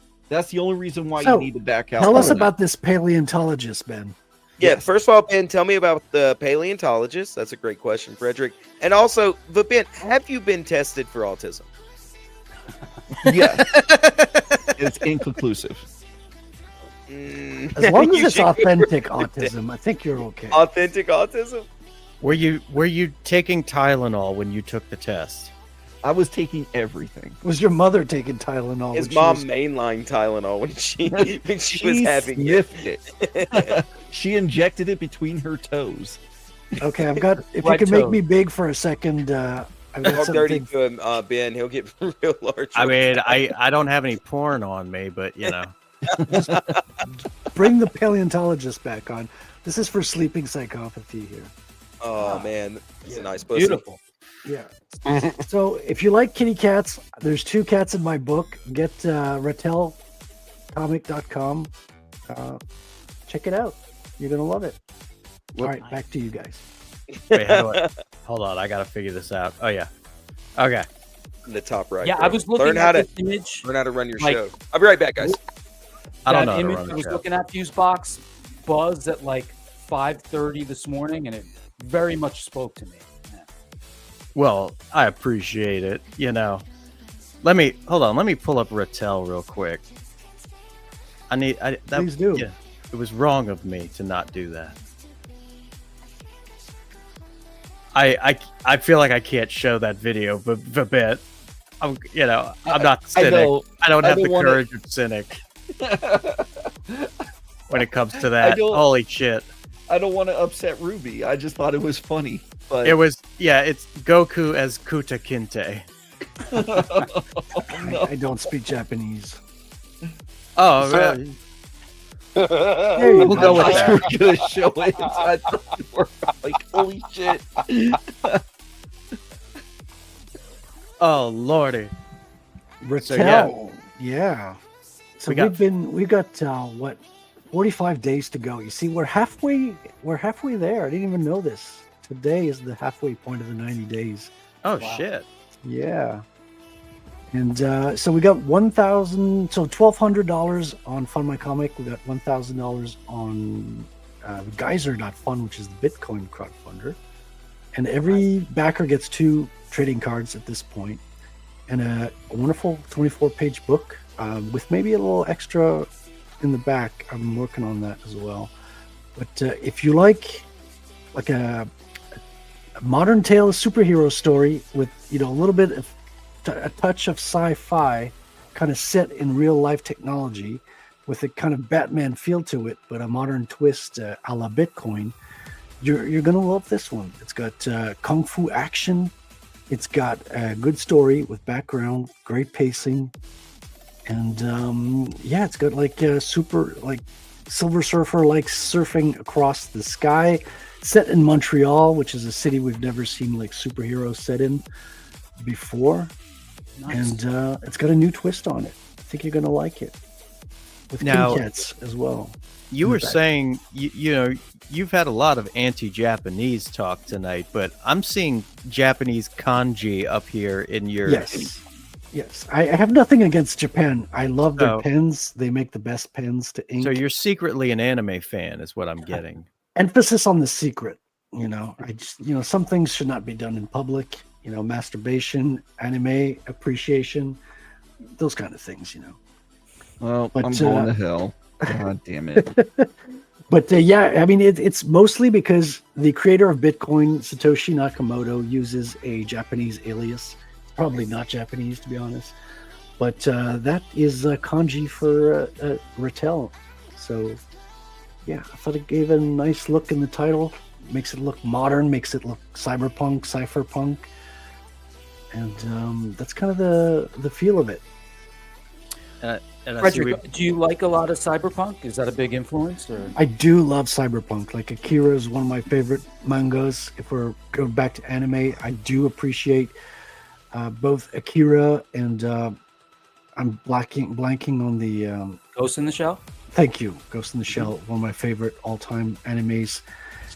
And while this one is it's not in the manga style, it's got definitely that sci-fi vibe. It's got superhero action as well. It's got that kingpin kind of like overlord called Bankman. Since the superhero is kind of attacking the banking system, he's kind of like trying to find justice in a world where the whole system is rigged against him. You cannot find justice within the system, so he becomes a superhero. He becomes a vigilante to try to find justice and make a change in his world that he can affect in a way that he can affect change for real without That's you know, awesome. being stuck in the frustrating system that's rigged. Nice. So you just described real life. Yeah, so there's a lot of links to real life, but at the same time, it's very like fantasy based, very action packed.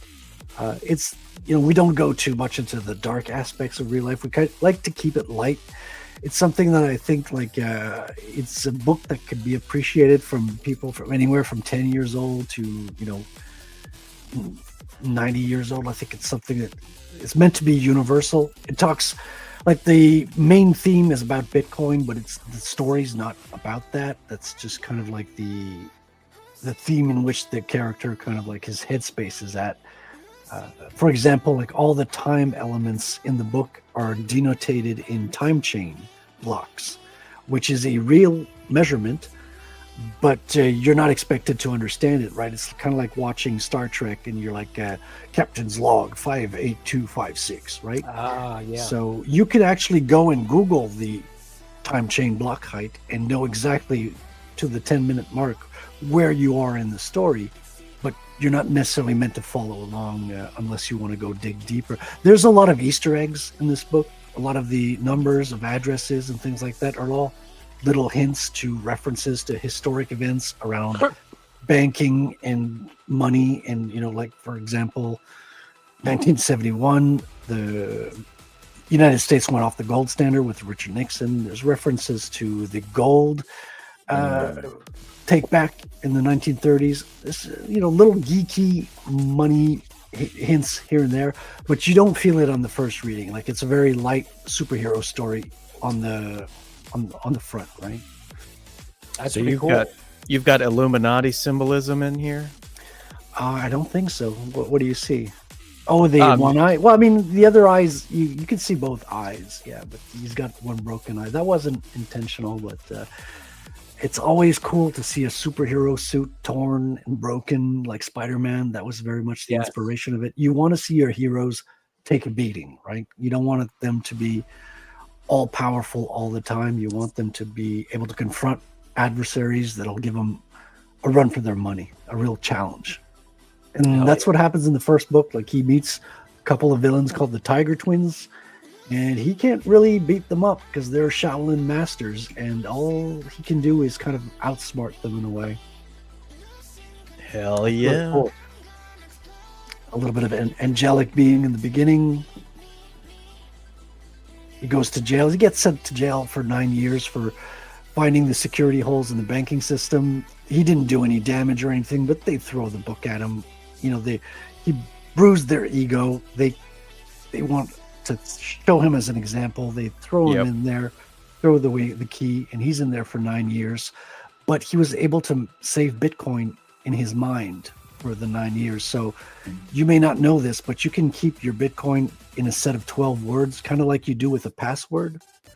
So he just memorizes those 12 words for the 9 years. And when he comes out, he's as loaded as Bruce Wayne in terms of money. But instead of being a corporation, it's just Bitcoin on the blockchain, you know? So he starts ordering parts, and he's a DIY Batman. He builds his own gear and weapons. And that's why he builds this drone. He's been dreaming of a drone while he's been on the inside, because a lot of the contraband in jail today is brought in through drones. They just bring in the drugs, drop it in the yard with the drone, and that's how things kind of get brought into on the inside really easily. And a lot of based on real life kind of a thing, but very superhero feel at the same time. So do you envision this as like an ongoing series, or do you have like a set story that you know is going to finish in like 2 or 3 books? Or Yeah, a little bit of both. So at the beginning, I was very much in love with my story, and I envision it as something that's ongoing. But I'm like, okay, I gotta have something that's manageable at the same time. So I'm starting with a 4-issue arc. So I call it the electric arc. With a lot of the technology is based on electricity. So it's a 4-issue miniseries. I like the pages on each book is going to be varied. Like the first one is short, it's 24 to get it started. The second one I've written, I was shooting for 32, but it's already at 42 pages. So I think that's where it's going to land. So it's going to be a bigger, meatier book, which is good. I want to get the first one out there and in people's hands really quickly. And the second book, I want to take my time, give them, because there's going to be like the action in the first book is kung fu action in the alleyway, like a good classic superhero feel. The second one is going to be like a car chase with trucks, motorcycles, and vans and scooters. It's going to be a car chase throughout the tunnels in Montreal. It's going to be real exciting as well. Nice. So that's the way it's starting out. You have a secret Soviet spy, she's a psychic spy. So the butterflies kind of represent her psychic powers. They can land on people's shoulders and take away their willpower, and they just do her will. It's not because of how she's dressed. It's totally her psychic powers. Well, I was going to say that's your basic Instagram influence. I knew where you were going with your mind, your twisted mind, Ben. Ben, I got to get going. It's getting a little later for me. Oh yeah. Yeah. So real quick, I'll just let everybody know. Like, look, back these books. These books are very the story sounds very interesting, unique art. It all sounds like good shit. And yeah, I don't know what else to promote here. I've really got nothing. Unless watch FFS. I'm there every Saturday. Okay. They do shows every Friday, Saturday, Sunday, and Monday. But every Saturday we do our Weebin' Out. So catch that stream on Saturdays. So yeah, we do a little charity, and we allow people. Great meeting, man. Oh yeah. Yeah. Well, hell yeah, and you're always welcome to come back on the channel anytime. Yeah, I didn't have much to say because I'm not really I'm a comic book reader. I'm not creative, like all of these fine individuals here. Thank you, V-Bent. It was nice meeting you, V-Bent. First time seeing you on stream. Nice to see you. Really fun time, dude. Yeah, thanks, man. All right, I will catch you guys all next week. All right. Yes, sir. Love you, Ben. Miss you already. See you around, man. Bye, baby 90s. Kisses. Bye. Take care. That guy, Jesus. Right? He's such a sweetheart. He's tolerable. Fuseboxx, you should have He's shown your tolerable. titties. Yeah, right. Look, we're looking at a psychic spy with a perfect rack right now. I know where What you're do you looking want? at. I know it. So, Reverend Self-Destruct makes a good point. I will be. So we're past the $2,000 mark. Everyone gets 2 trading cards, including the digital backers.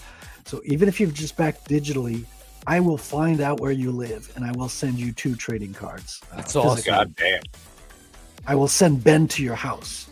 It's true. I feel threatened and turned on all at the same time. See? Well, FOMO. you should. And these are the Tiger Twins. So these are the Shaolin.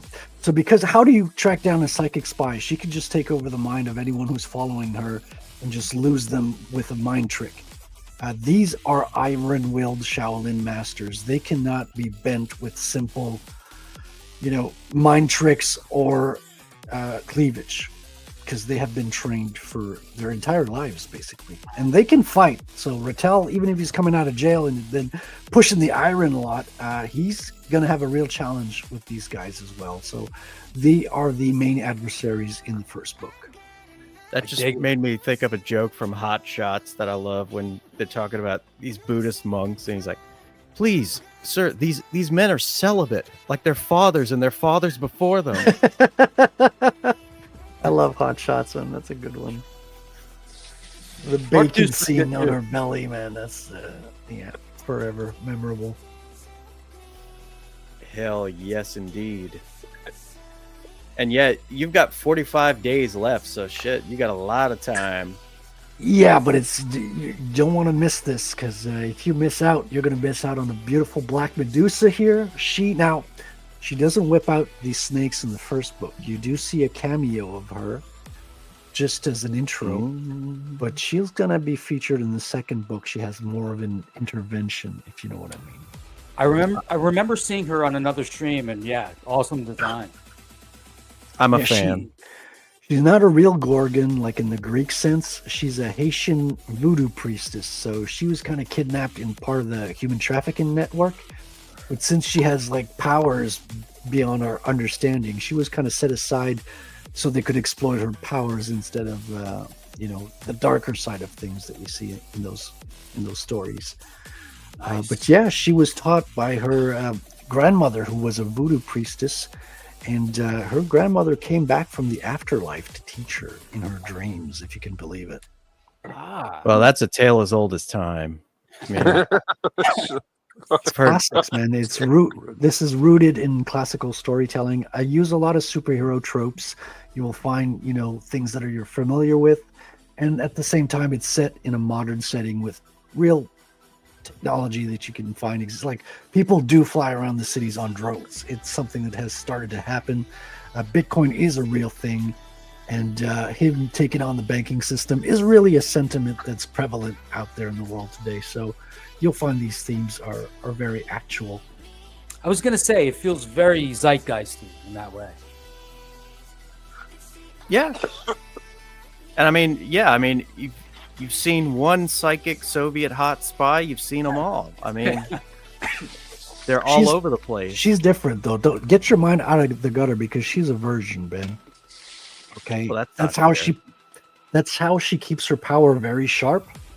Because as soon as she loses her virginity, her full power will go down. What is it about the power of the penis that removes psychic abilities? Something to do with the libido. You're gonna have to buy the book to. Well, you're not gonna find out buying the book, but you got to buy the book anyway. This is the first time I've heard that. You're not going to find out by reading it, but you should read it anyway. I'm just being honest with you guys. It's an interesting tactic. It really is. Yeah. Well, I think the art speaks for itself. It's got a good story. I've been through like 5 drafts. You won't find beginner's mistakes in the story. It's been read and reread by multiple beta readers. And I've ironed out the kinks, all the major issues, the lacks in character development that were there in the initial drafts have been fixed and improved upon. I've even had Mike Partika take a look at it, and I've improved a lot of stuff from his criticism as well. So I hope you're gonna find this is very polished, at least for a first time book. Oh, Did definitely. Did Mike Partika tell you not to do panel breaking? He really hates that. With the lettering, yes. Oh, Yeah. really? Yeah, he did. Yeah.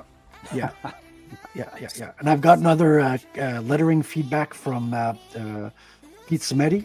Has given me a little bit of feedback on the lettering that I need to go back and fix some stuff with that as well. So yeah, I've been listening to people's. I'm just trying to make the best possible product on the first go, making sure that people have something quality in their hands. And it's going to be a low print, so it's going to be valuable down the line. It's the first Bitcoiner superhero. There are other Bitcoin books out there, but none of them have true superhero like Rattel. And you can't go wrong with poutine on the Ritz. Right? This is set in Montreal. You're going to feel it.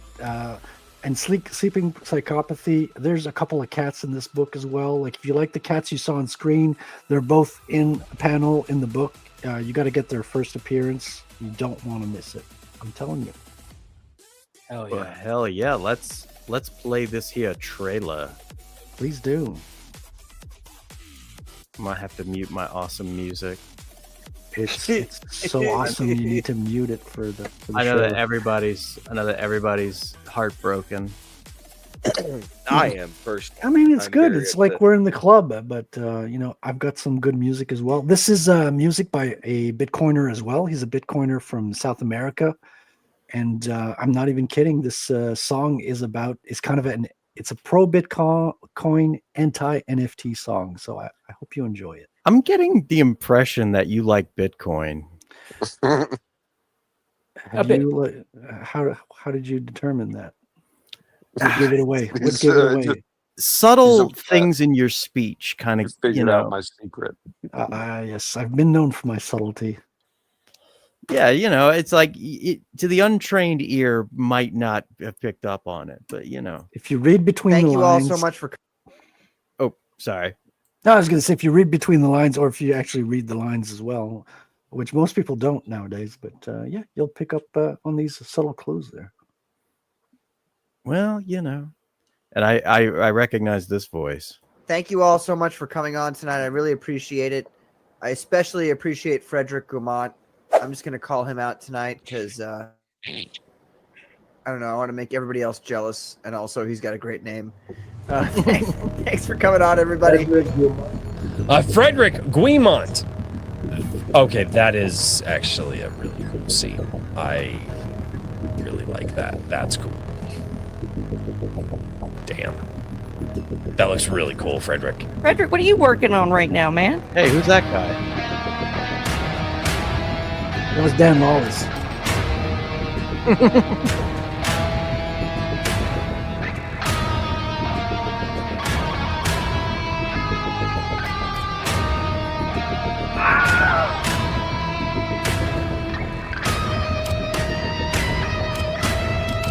Damn.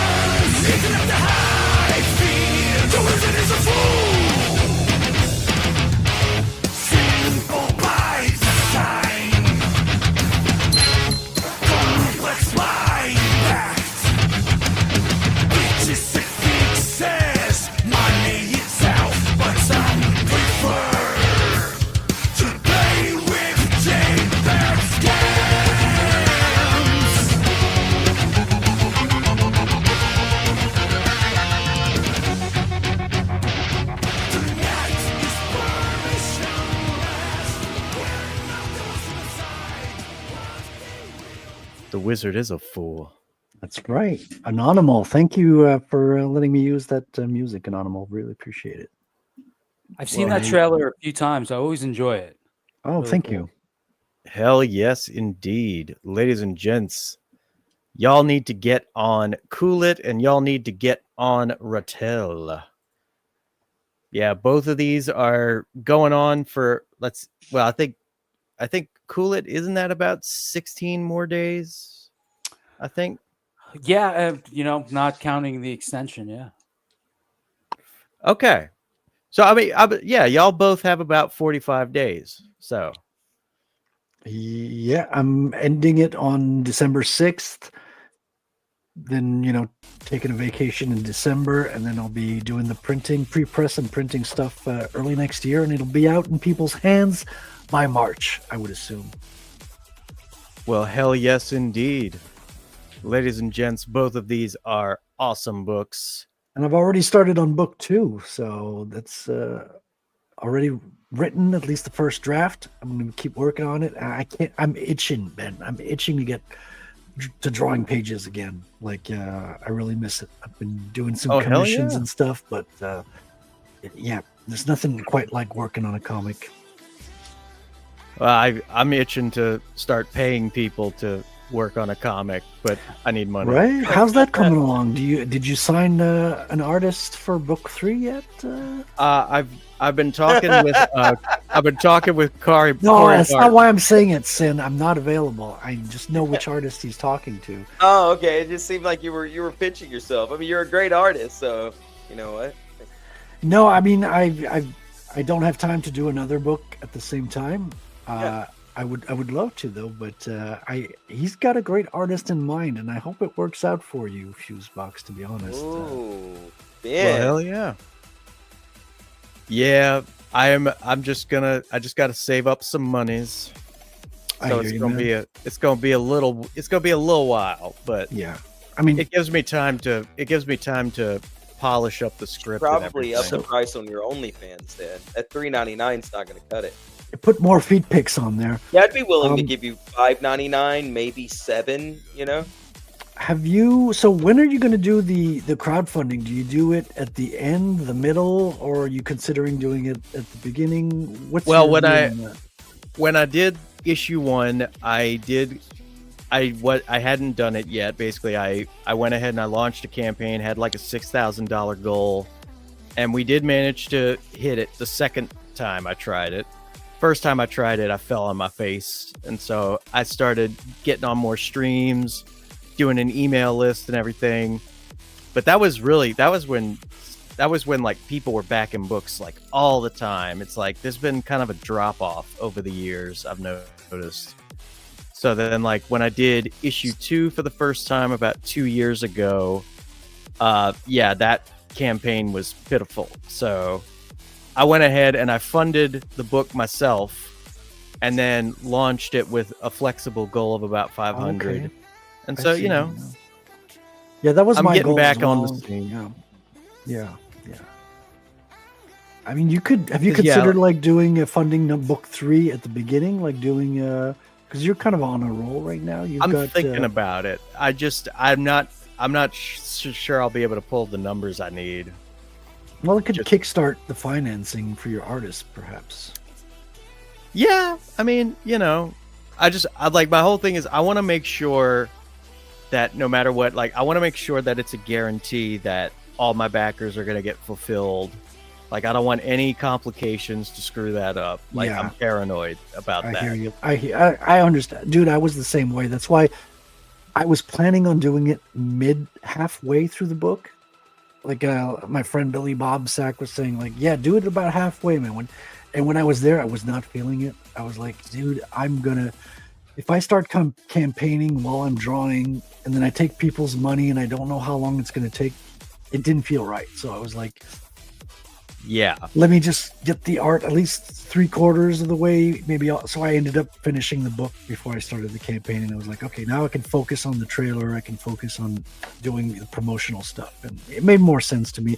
I think I'm not going to wait as long for the second one. The second one I might kickstart a little bit earlier now that I know how long things take. I know more the process and all that, so I might start a little bit earlier next time. We'll see.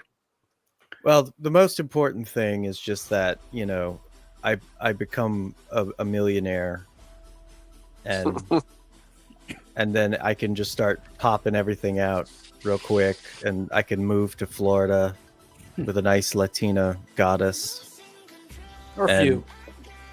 And I can live on an island that's an exact replica of Master Roshi. I mean, Latinas are not that expensive. I mean, especially if you go to South America, you know, you're gonna live like a king down there. I do want to check out Brazil at some point, but I'm worried. Like, I do want to be in a committed relationship, and I won't be able to do that in Brazil. Well, you're not gonna find a Latina if you're in a committed relationship. I mean, Well, no, I'm going to be in a committed relationship with a Latina. It's just that the problem is if I go to Brazil, I'm going to want them all. well, it's Yeah. like Pokemon, you know. Exactly. I grew up on that shit. I got to catch them all. I need all 150. You just make sure you don't catch all the STDs. You know? I was about to say, if somebody doesn't make an STD joke, I that'd was be just waiting for the wasted right effort. The you know, right you gotta time. wait- Yeah, Brother. you gotta sneak it in there, you know. Yeah. That's what she said. Hey, Well, that's what yo. Ben's gonna be doing with his Mexican wife. So. Well, So is this our Latina paleontologist, Ben? Code is not Latina. She's white. What? Yeah. I Disgusting. want my money back. I'm disgusted. Code is, yeah, Code's whole thing is that she really doesn't talk a lot, and she's very Oh, that's surly. good. I like Yeah. that. I like her But- already. Yeah. She's very surly. In issue 3, she pulls a knife on Cyrus just for talking to her. Even better. So yeah, that's a little bit of a giveaway, but not much. But yeah, basically, yeah, this takes place in the 31st century. The Pirates of Hazard are looking for a special treasure that everybody's got their eyes on. So this is Is a it the rat One race. Piece? No, Yeah, is it One Don't- Piece? don't ever, How many don't pieces ever of treasure compare are this there? to One Piece. A special one piece of treasure? This Wait, is are they an looking for actual. the Dragon Balls? This is an actual. Is your main Is it- character going to be voiced by a woman the entire time? This is an actual. Are there any When do they space get orange fractals in this treasure? one? When This do is they a get crack- orange jumpsuits? No. Well, actually, there is a point later on in the series where one of the characters is going to be arrested. So, Aha, I knew but it. basically, yeah, like they're looking for a very practical treasure. It's not something mystical or whatever, and it's not stereotypical pirate shit. It's something very valuable that everybody wants, like nations, Latinas? corporations. Well, that those would come with it, but you got nations, Latinas. Wait, not Latinas. We know where your mind's at, Ben. Jesus, man. You can't fool us. Nations, corporations, And Latinas. other pirates, bounty hunters, assassins. Everybody wants a piece of it, not one piece of it. And the main character Cyrus is caught up in the mix of all this, and he hates pirates, so he's gotta get over his bugaboos in order to survive. Because Christ, jigaboo. Why does Oh. he hate pirates? Is it because they they haven't been portrayed properly? in Precisely. media? he hates the stereotypes. He's just a hater, man. You know, hater's gonna hate. Oh man. Wait, what is? I'm Latino, and the average Latino is for the streets. That's right. I disagree, Baki. Yeah. He was earlier talking about pogs. So, yeah. Maybe y'all can trade, right? Baki's Latino, right? So maybe he can find you some nice Latina women, and you can find him some Caucasian women, and it'll be all right. Don't worry Well, about Or key you is- can just show them your pitties. That's Well, what the it key is. is, I'm talking to ones. it. Have you ever from, thought like- about hitting on Baki? Well, I will if he keeps showing up in my chat. I mean, but Hog power. but freaking no, like a lot of the Latinas I talk to are like not in America. Like the ones in California are not. The ones in California, yeah, I'm a little skeptical, but you know. I feel like he's just trying to be a passport. Ben, you need to go talk to a medical professional about your obsession if you're talking to ones that aren't even American citizens. I mean, You're about to get green carded to death. me big American man. I'm dying over here, man. Let's watch your trailer. It is a fantastic trailer. Hang With on. a serious lack of Latinas. There's no Latinas in there at all. It makes no sense. I didn't want to be stereotypical because You know what? people do. Ben is obsessed with Latinas now because he cut the other half out after the the issue he had. Wait, what do you recently. mean you didn't want to be stereotypical? What are you fucking? They're not Somali, so like, what Yeah, the man. fuck? Like, It's getting late and my freaking brain Yeah. is starting to malfunction. I've noticed you were promoting your and you went on a Latina tirade. So let's hit play. Y'all were Yep. talking about Latinas. I felt the need. That's a to good title follow for a up. book, Sin. Latina Tirade. Like, Latina tirade. You can have that. Whoever wants it. no, I'll you charge got your $10. fifth book in the works, I think. Actually, all right. I might actually have some funny ideas. You know, for that. Fuseboxx is going to buy it day one. It's 4 just a bunch- copies. It's gonna be just a bunch of hot Latinas going around robbing. You don't banks. even need a story, to be honest. Yeah, just that. I just need them in bathing suits, in bikinis, and robbing banks. That's it.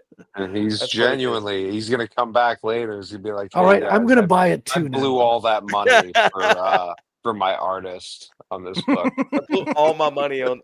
I bought every copy.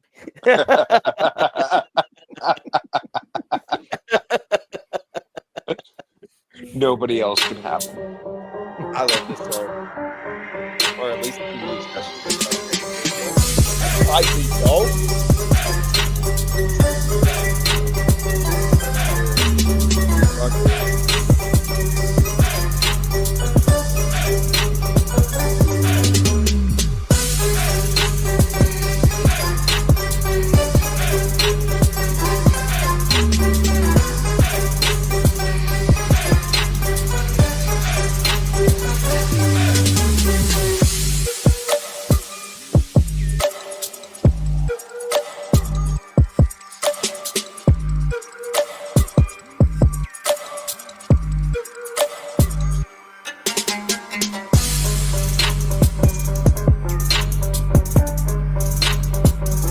That's a sick cover, man.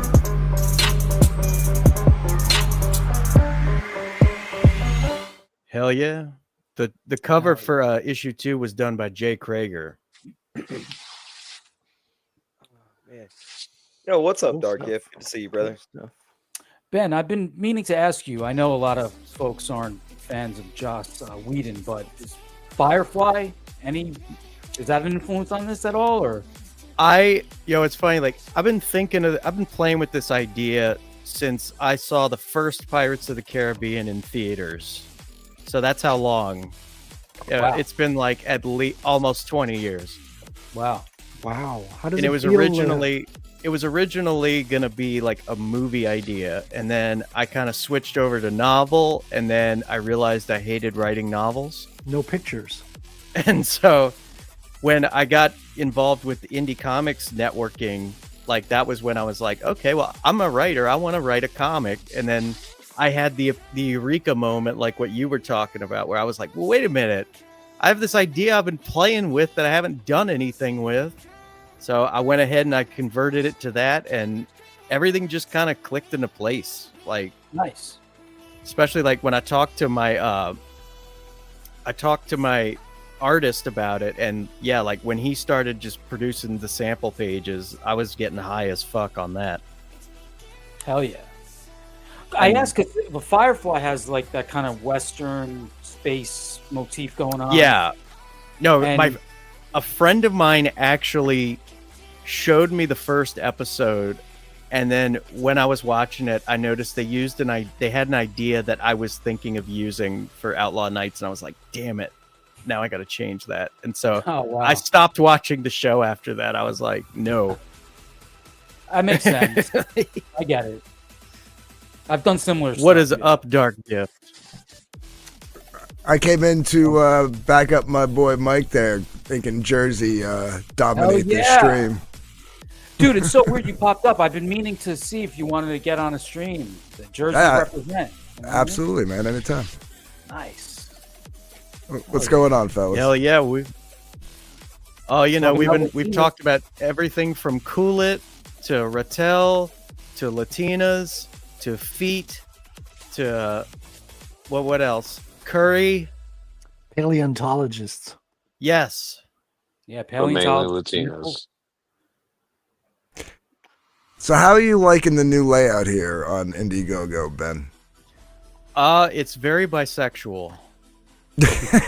Well, it always was. But in a way, it kind of matches with Kool It's color scheme. So yeah. Bisexual lighting. I finally it took like 4 days before like I was able to get into my account, and all my campaigns are gone. Really? Oh, Jesus. Wait, hold on. Wait, what? Yeah, the only one that's there right now is Lightbringer 2. All my old ones are gone. And I still need backer information. What happened? What'd you do? I reached out and I said, where are my campaigns? And they were like, oh, we're still migrating over any campaigns that were launched before 2025. I'm like, if this wasn't ready to go, like, people were having login issues from jump, and now you're telling me campaigns that from like 2024 and beyond, like, you know, are not even migrated over to the new site yet. Like, you shouldn't have launched this new site until everything was done. Now, someone said maybe they were on a time limit because Indiegogo was using Amazon servers, and that's a month-to-month thing. So maybe they were like, okay, we'll give you to the end of October, you know, before we stop paying the fucking the server fees or whatever. But either way, man, you should have been on this from day one. Jesus. Yeah. Shit show. You should have delivered your books before this happened. Well, I still have continuous backings. I mean, I do have one late book, but Hashtag late books, bro. I do have one late book. but for the other ones, I still get, like, you know. And besides the fact, like, you know, you got like this history that's gone. Like, what about the campaigns that are just done and over with? But like, you want to like be like go back and look at them. Well, it should be listed. Oh, dude, me making fun of people is gonna get so much harder now. Damn it! Yeah, it should be like, you know, like your successes should be listed there so people have confidence. Like right now, it looks like I only have one campaign instead of 5. Son of a bitch, man. Now I can go back, and when people say they made a whole bunch of money on their campaign, and I know it's a lie, pull that campaign up and make fun of them. Son of a bitch. Well, hopefully they all get migrated over. You know what I mean? So I wouldn't waste that server space if I was them. They kind of have to, though, right? They don't know who needs what. Sleeping Psychopathy sounds real smug for somebody who can't spell my name. Take that, nerd. Who's Chinik? So there's this equivalent of cynic in China. It's called Chinik. He's real smug. He's really Sleeping. smug. This is the greatest insult I've gotten since somebody once told me I looked like Az. Yeah, I thought that was pretty dark, man. You do look like Az went on. I do not. What? I am 1,000 times sexier than that fat piece of shit. Well, how do we really know you don't even have a camera, Ben? Yeah, Ben.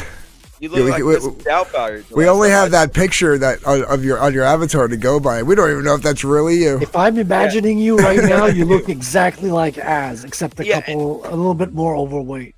Yeah, that avatar makes you look like you're in a coffin. Also, like I'm at a viewing of a body. It's so weird. Please stop taking pictures lying on your back in the bed like a woman. Dark Gift, you've known me for years. You should. No, I know. I've seen you. I've seen you. I'm just teasing. Yeah. That's what I thought. Could you imagine though, like, if he has a lady over and she takes control? That's essentially like what we're having to look at is what they have to see. I keep looking at Sleeping's last comment, and like before like I actually focus in on it, I'm really thinking that's a racial slur. The first word. Exactly right. I keep thinking it's a Shinik chick. over here. Long ass Shinik. See, I just thought she Chinese was guy. doing like some kind of like racist fucking like Mexican accent or something. She was like, Chini.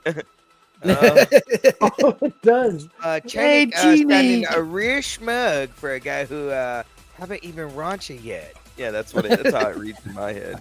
I can see the Hispanic, You can Genic. see Hispanic everywhere. Like, Yeah, that's all what I you was think about. I wasn't, man. Michael. I wasn't even gonna let. Like that was a non-starter after the last little Latino tirade he went on.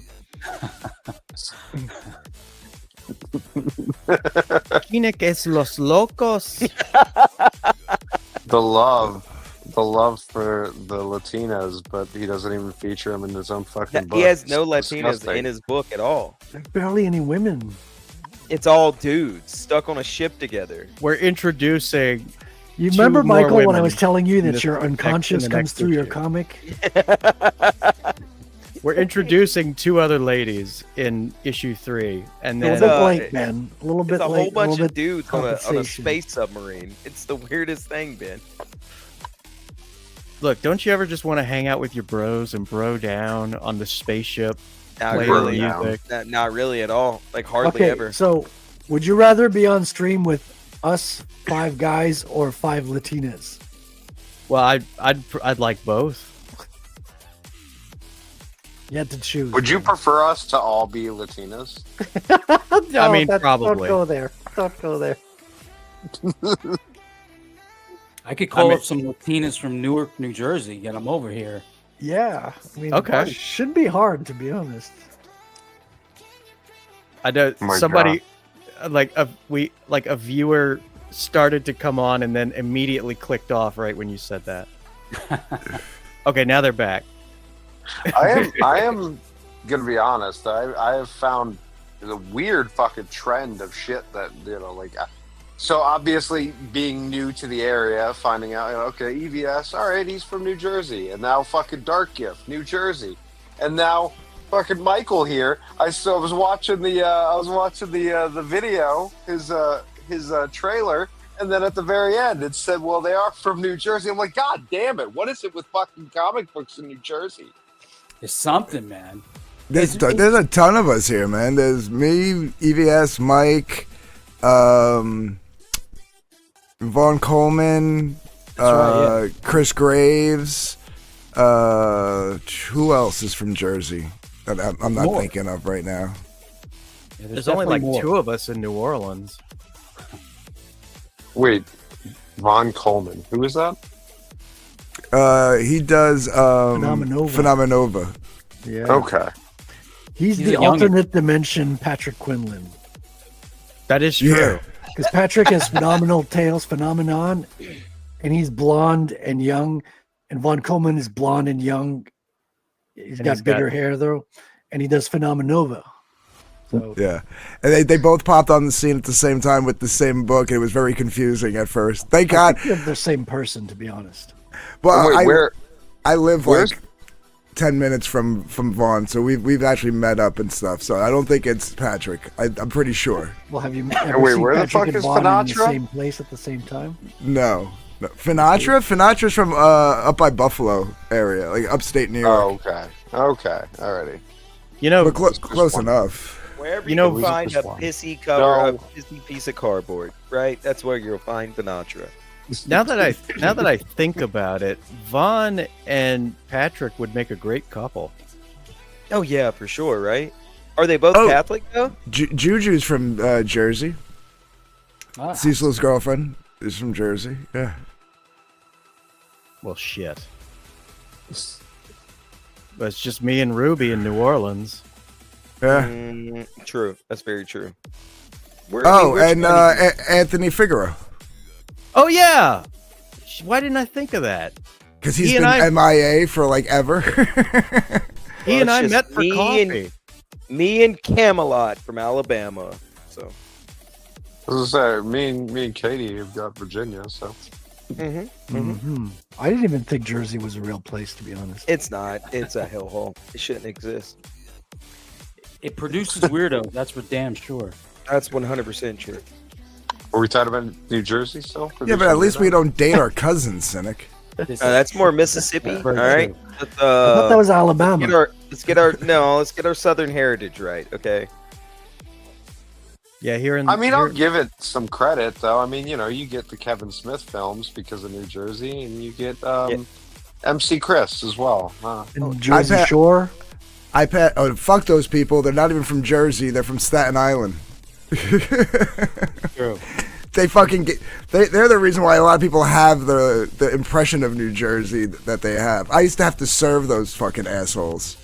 Did Really? you? For who?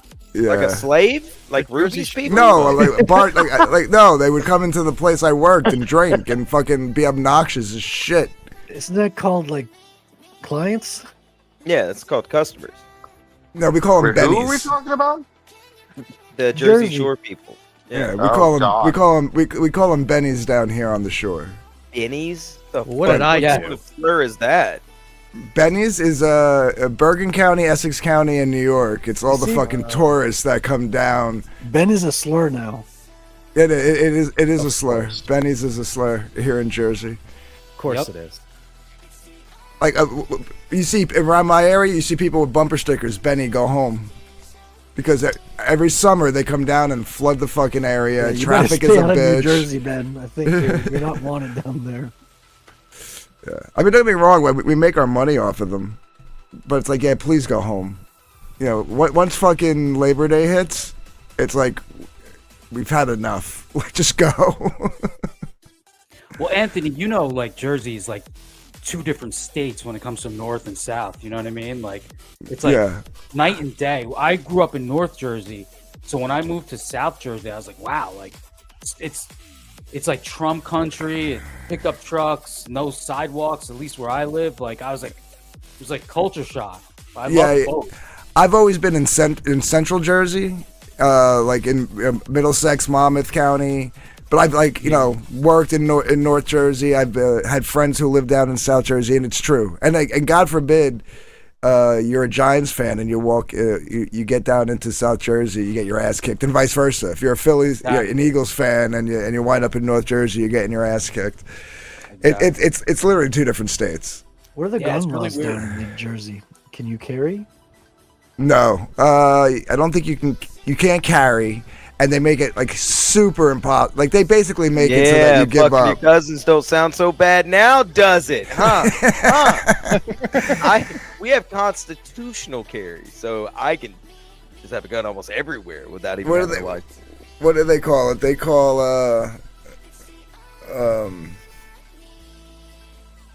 like we don't even have castle doctrine here. Oh. Yeah, same in Canada. We're obligated to flee our house if someone breaks in. You can shoot people here, but the criminals have the first shot. Like that's the thing. Like if you had a gun, you can get one, and if you had one in the house and someone broke in your house and you shot them right away, you would be arrested, and then you'd have to fight it in court whether or not it was illegal. You can have a weapon here, but it cannot be bigger than the criminal's weapon. It has to be a same size weapon. Hey, how are you supposed to know that? Well, when the criminal comes in, you size him up, you look at his weapon, and then you pull out a weapon that's of the appropriate size. So you gotta have like 5 different gun sizes mounted on your wall. You gotta be prepared, for every situation. Come on. Man. Whoa! Wait, what if they come in with a gun? So you pull out, like your Glock, and then you find out that all they've got is like a fucking BB gun. You're fucked, and you go to jail, and you get your wife and your property. In the 90s, are you from Jersey? No. I don't want to admit where I was born, but I'm in Virginia. See, here's the thing, Baki. Big booty white ladies they're kind of rare. It's hard to find them with the right proportions. Yeah, that's not Yeah. a thing. If they're You know, big booty, they're big everywhere. They're called pogs. Yeah, Baki's been. Well, that's what he was insulting saying them, about Richie. Latinas. Well, pog stands for fat ass white gal. Yeah, I- I'm pro We're usually with black dudes, so. Good luck, Yeah, Baki. That's all I gotta say. May Yeah, the a lot of- odds be ever in your favor. You know what? The worst. Well, I guess it's not race dependent, but it mostly falls on white women that are a little heavy in the trunk. They don't usually have the boobs to counterbalance the big butt. You have to weigh it out. Yeah. Is that the saddest like thick girl? Is That's like depressing. Yeah, that's very depressing. yeah. It's like if you're gonna have the big butt, you might as well have the big boobs too. You know? Yeah. Yeah. Exactly. You know, you got to be a two-way conduit. The way you said that makes me feel uncomfortable. Yeah, me too. What, a two-way conduit? Yeah, two-way conduit. Excuse me, ma'am. Your boobs are not big enough. And that doesn't make you a two-way conduit. I'm out. Like, something about that is weird. No, I'm saying you got to have both upstairs and downstairs. If you're missing one, something ain't right. That You're dog not- won't hunt. Nothing worse than a flat-chested fat girl. Oh yeah, it's like if Oh, you're God. if you're gonna be with a fat girl, at least have the proportions. You at least need the boobs, right, to make it worth it. Yeah. So otherwise, it's like you might as well just be with some dude. I think you might be over-exaggerating a little bit. Yeah, you guys have got some strange.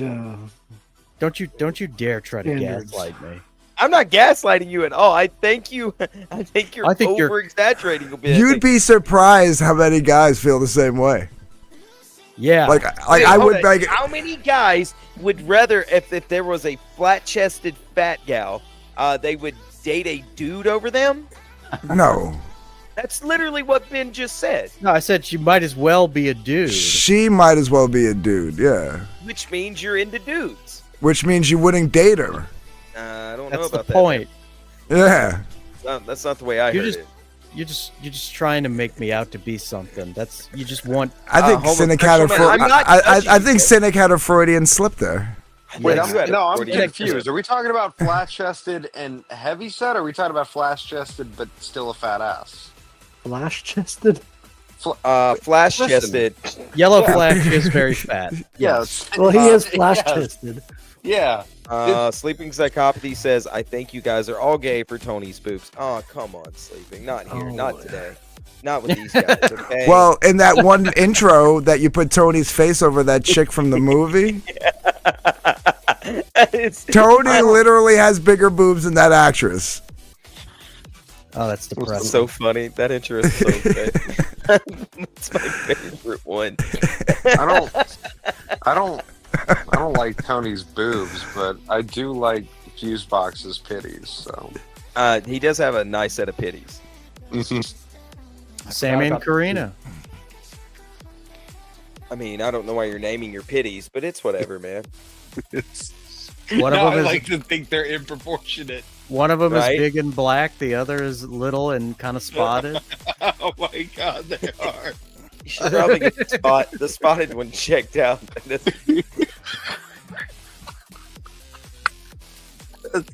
And Matt Walsh wants to It's murder bad. them. Wait, Matt Walsh wants to murder who? I missed that. His pitties. See, I've been talking about my pit bull mixes, and of course they had to turn it into something about my titties. There's a lot of pity action You called going on. them your pitties, so we ran with it. That's Look, what man, I just that's want to what come to people your call house. them. Look, you don't live that far away from me. I just want to come to your house and flop your pitties around a little bit. You know, Well, they're very sweet. I want to see if your pitties will eat out of my hand. You know what I mean? Like, They are very sweet. Although Sammy gets a little too excited, you know. Hey, I'd prefer your pitties over being flash chested.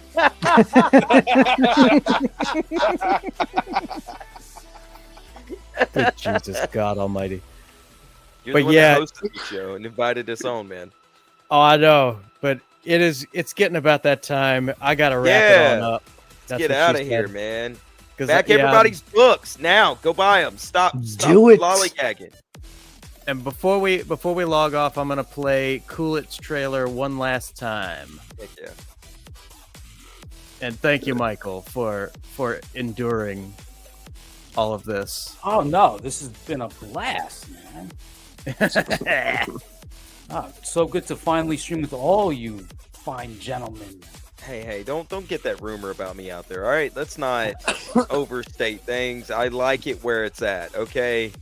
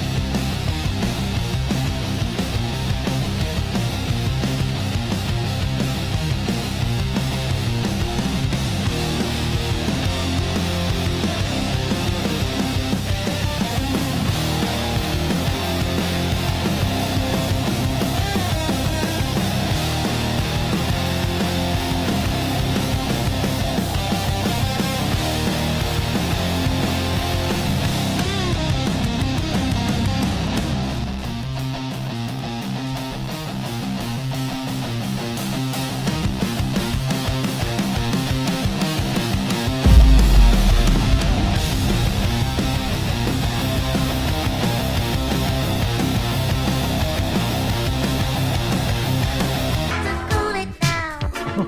Watch out.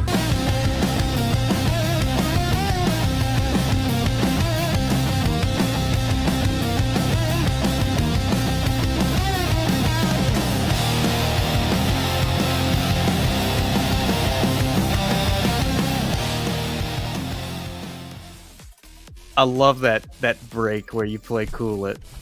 I can't take credit for that. The guy, Good Stuff, great dude. He's the one who put the trailer together. Is one of those deals. He DM'd me one night and he was like, "Oh, dude, I added something. You'll know it when you hear it. If you don't like it, we can take it out." And when I read that, I was like, "Oh God, I don't want to tell someone no. I hate telling people no."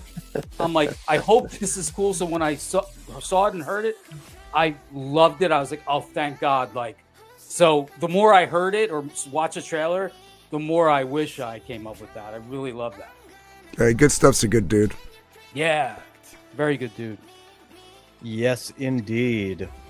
Thank you so much for coming on, guys. This has been a great one. Michael, where can everybody find you? I'm on all the socials, but I've been like neglecting all of them except Twitter. Twitter's like the main hub. I gotta update the other ones more, especially now that the campaign's going. So I'm on Instagram, YouTube, TikTok, all that stuff. It's Gnarly Comic on everything except YouTube is Gnarly Manga because some schmuck took Gnarly Comic before I could get it. So yeah, mostly on Twitter is where I'm active. Well, hell yeah. And 90s, where can everybody find you? I am on Twitter. I do edits. I do loads of bullshit for videos or intros. I'm also on YouTube, but mostly you can find me in Fuseboxx's bushes and sometimes his garbage can. I know, and I keep trying to spray, but he keeps coming back. Legit. And Frederick, where can everybody find your pussy? Well, it's right here, as you can see. Other than that, you can find me on Wednesdays on my channel. I've got a show competing with your show, so check it out once in a while. If you get tired of Ben's show, come check out Proof of Comics. And on Saturdays, I've got Comics Gate Commandos. We got great guests. We had Dale Keown on a couple of weeks ago. with Mandy Summers, and we had we have a lot of big names and great guests, and sometimes we have little guys too. And like Ben Fuseboxx, we had a great show with you. True. I was there. And yeah, you can find my comic book at retailcomic.com. You'll find the links to Fund My Comic and Geyser.fun. So do give that a look. I think you're going to enjoy it. And of course, Cynic. Oof. Let's see here. You can find me on the Twitters at Ambient Aristotle, or just type in Stimulated Cynic. I think I'm the only one. On Wednesdays, you can find me on Good Logic's channel, hosting an actual serious adult show where I don't cuss or say vulgarities and use my brain. Is it really I swear you, to God, though? Joe Neerman. I am his co-host every Wednesday on Good Logic's channel. Then Friday, Saturday, Sunday, Monday, FFS podcast on the YouTube. We make fun of people and talk anime. It's pretty good. And we like to promote comics. You got DG there. You got Ben there sometimes. And then my co-host 90s Router and Ruby King. So come check us out, man. We're doing a lot of great things. Yes, indeed. And of course, Dark Gift, last but not least. Oh yeah, basically Dark Gift Comics on all the socials, Twitter and YouTube being the main one. I'm really trying to build up my Rumble channel, and darkgiftcomics.com is where you should probably go because you'll remember it over everything else. So. Hell yes. And I am, of course, your host, Ben, aka the Fuseboxx. You can find me on the Twitter at Fuseboxx7. You can find me on Instagram at Outlaw Nights. And you can find me on Facebook under my real name, Ben Fuselier, Fuselier. And make sure to like and subscribe to the channel. I am going to be premiering my review of Soul Tack on Friday. I think you liked it. Revere. That's pretty good. It was damn good. It was very good, and I was a little jealous. But yeah, that's gonna be premiering. It's my first edited video in like 2 years, so God help us. Took you a long time. I know. It took them that long to edit it. I know, for a 10-minute video. But yeah, if you like anything we had to say, go ahead and hit the like button. Go ahead and hit the subscribe button. Be sure to hit the bell for notifications. And Careful now, you're going to get a lot of feet people who are going to be following you now. If you didn't like anything we had to say, if you thought too many people Go fuck were yourself. sassing That's me, it. That's what we say. If you don't like us, oh wait, never mind. I was just say go ahead and hit the dislike button. Because Yeah, whether then you go love fuck us or, yourself after you because do whether you that. love us or hate us, It's still we're on. engagement. It doesn't matter because we're on YouTube. We love the attention, both positive and negative. It's feedback, you know. We're How the sick fuck do we puppies. know how to improve? Well, no, I Nah, was just fuck saying that. we're I'm sick perfect. puppies. Get out of here. Go fuck yourself. Well, you don't dislike know, 'cause anything they- I do. they- If you do, they- I'll come to you. I'll They find took you. away the counter, so how would you even know? There's yeah, you there's gotta- plugins for that. There's ways to. Yeah, get yeah, I it. know. I'm just saying. Yeah, actually, you know what? Like, you could still find out how many downvotes you get, but you have to really dig into your studio, Yeah, to find it. I was doing that the other day, and I was like, why am I even doing this? Nobody's disliked my video. I'm perfect. Well, thank you for joining us so much, ladies and gentlemen, and we will talk to you all later. Hey, bye. Love you. Later.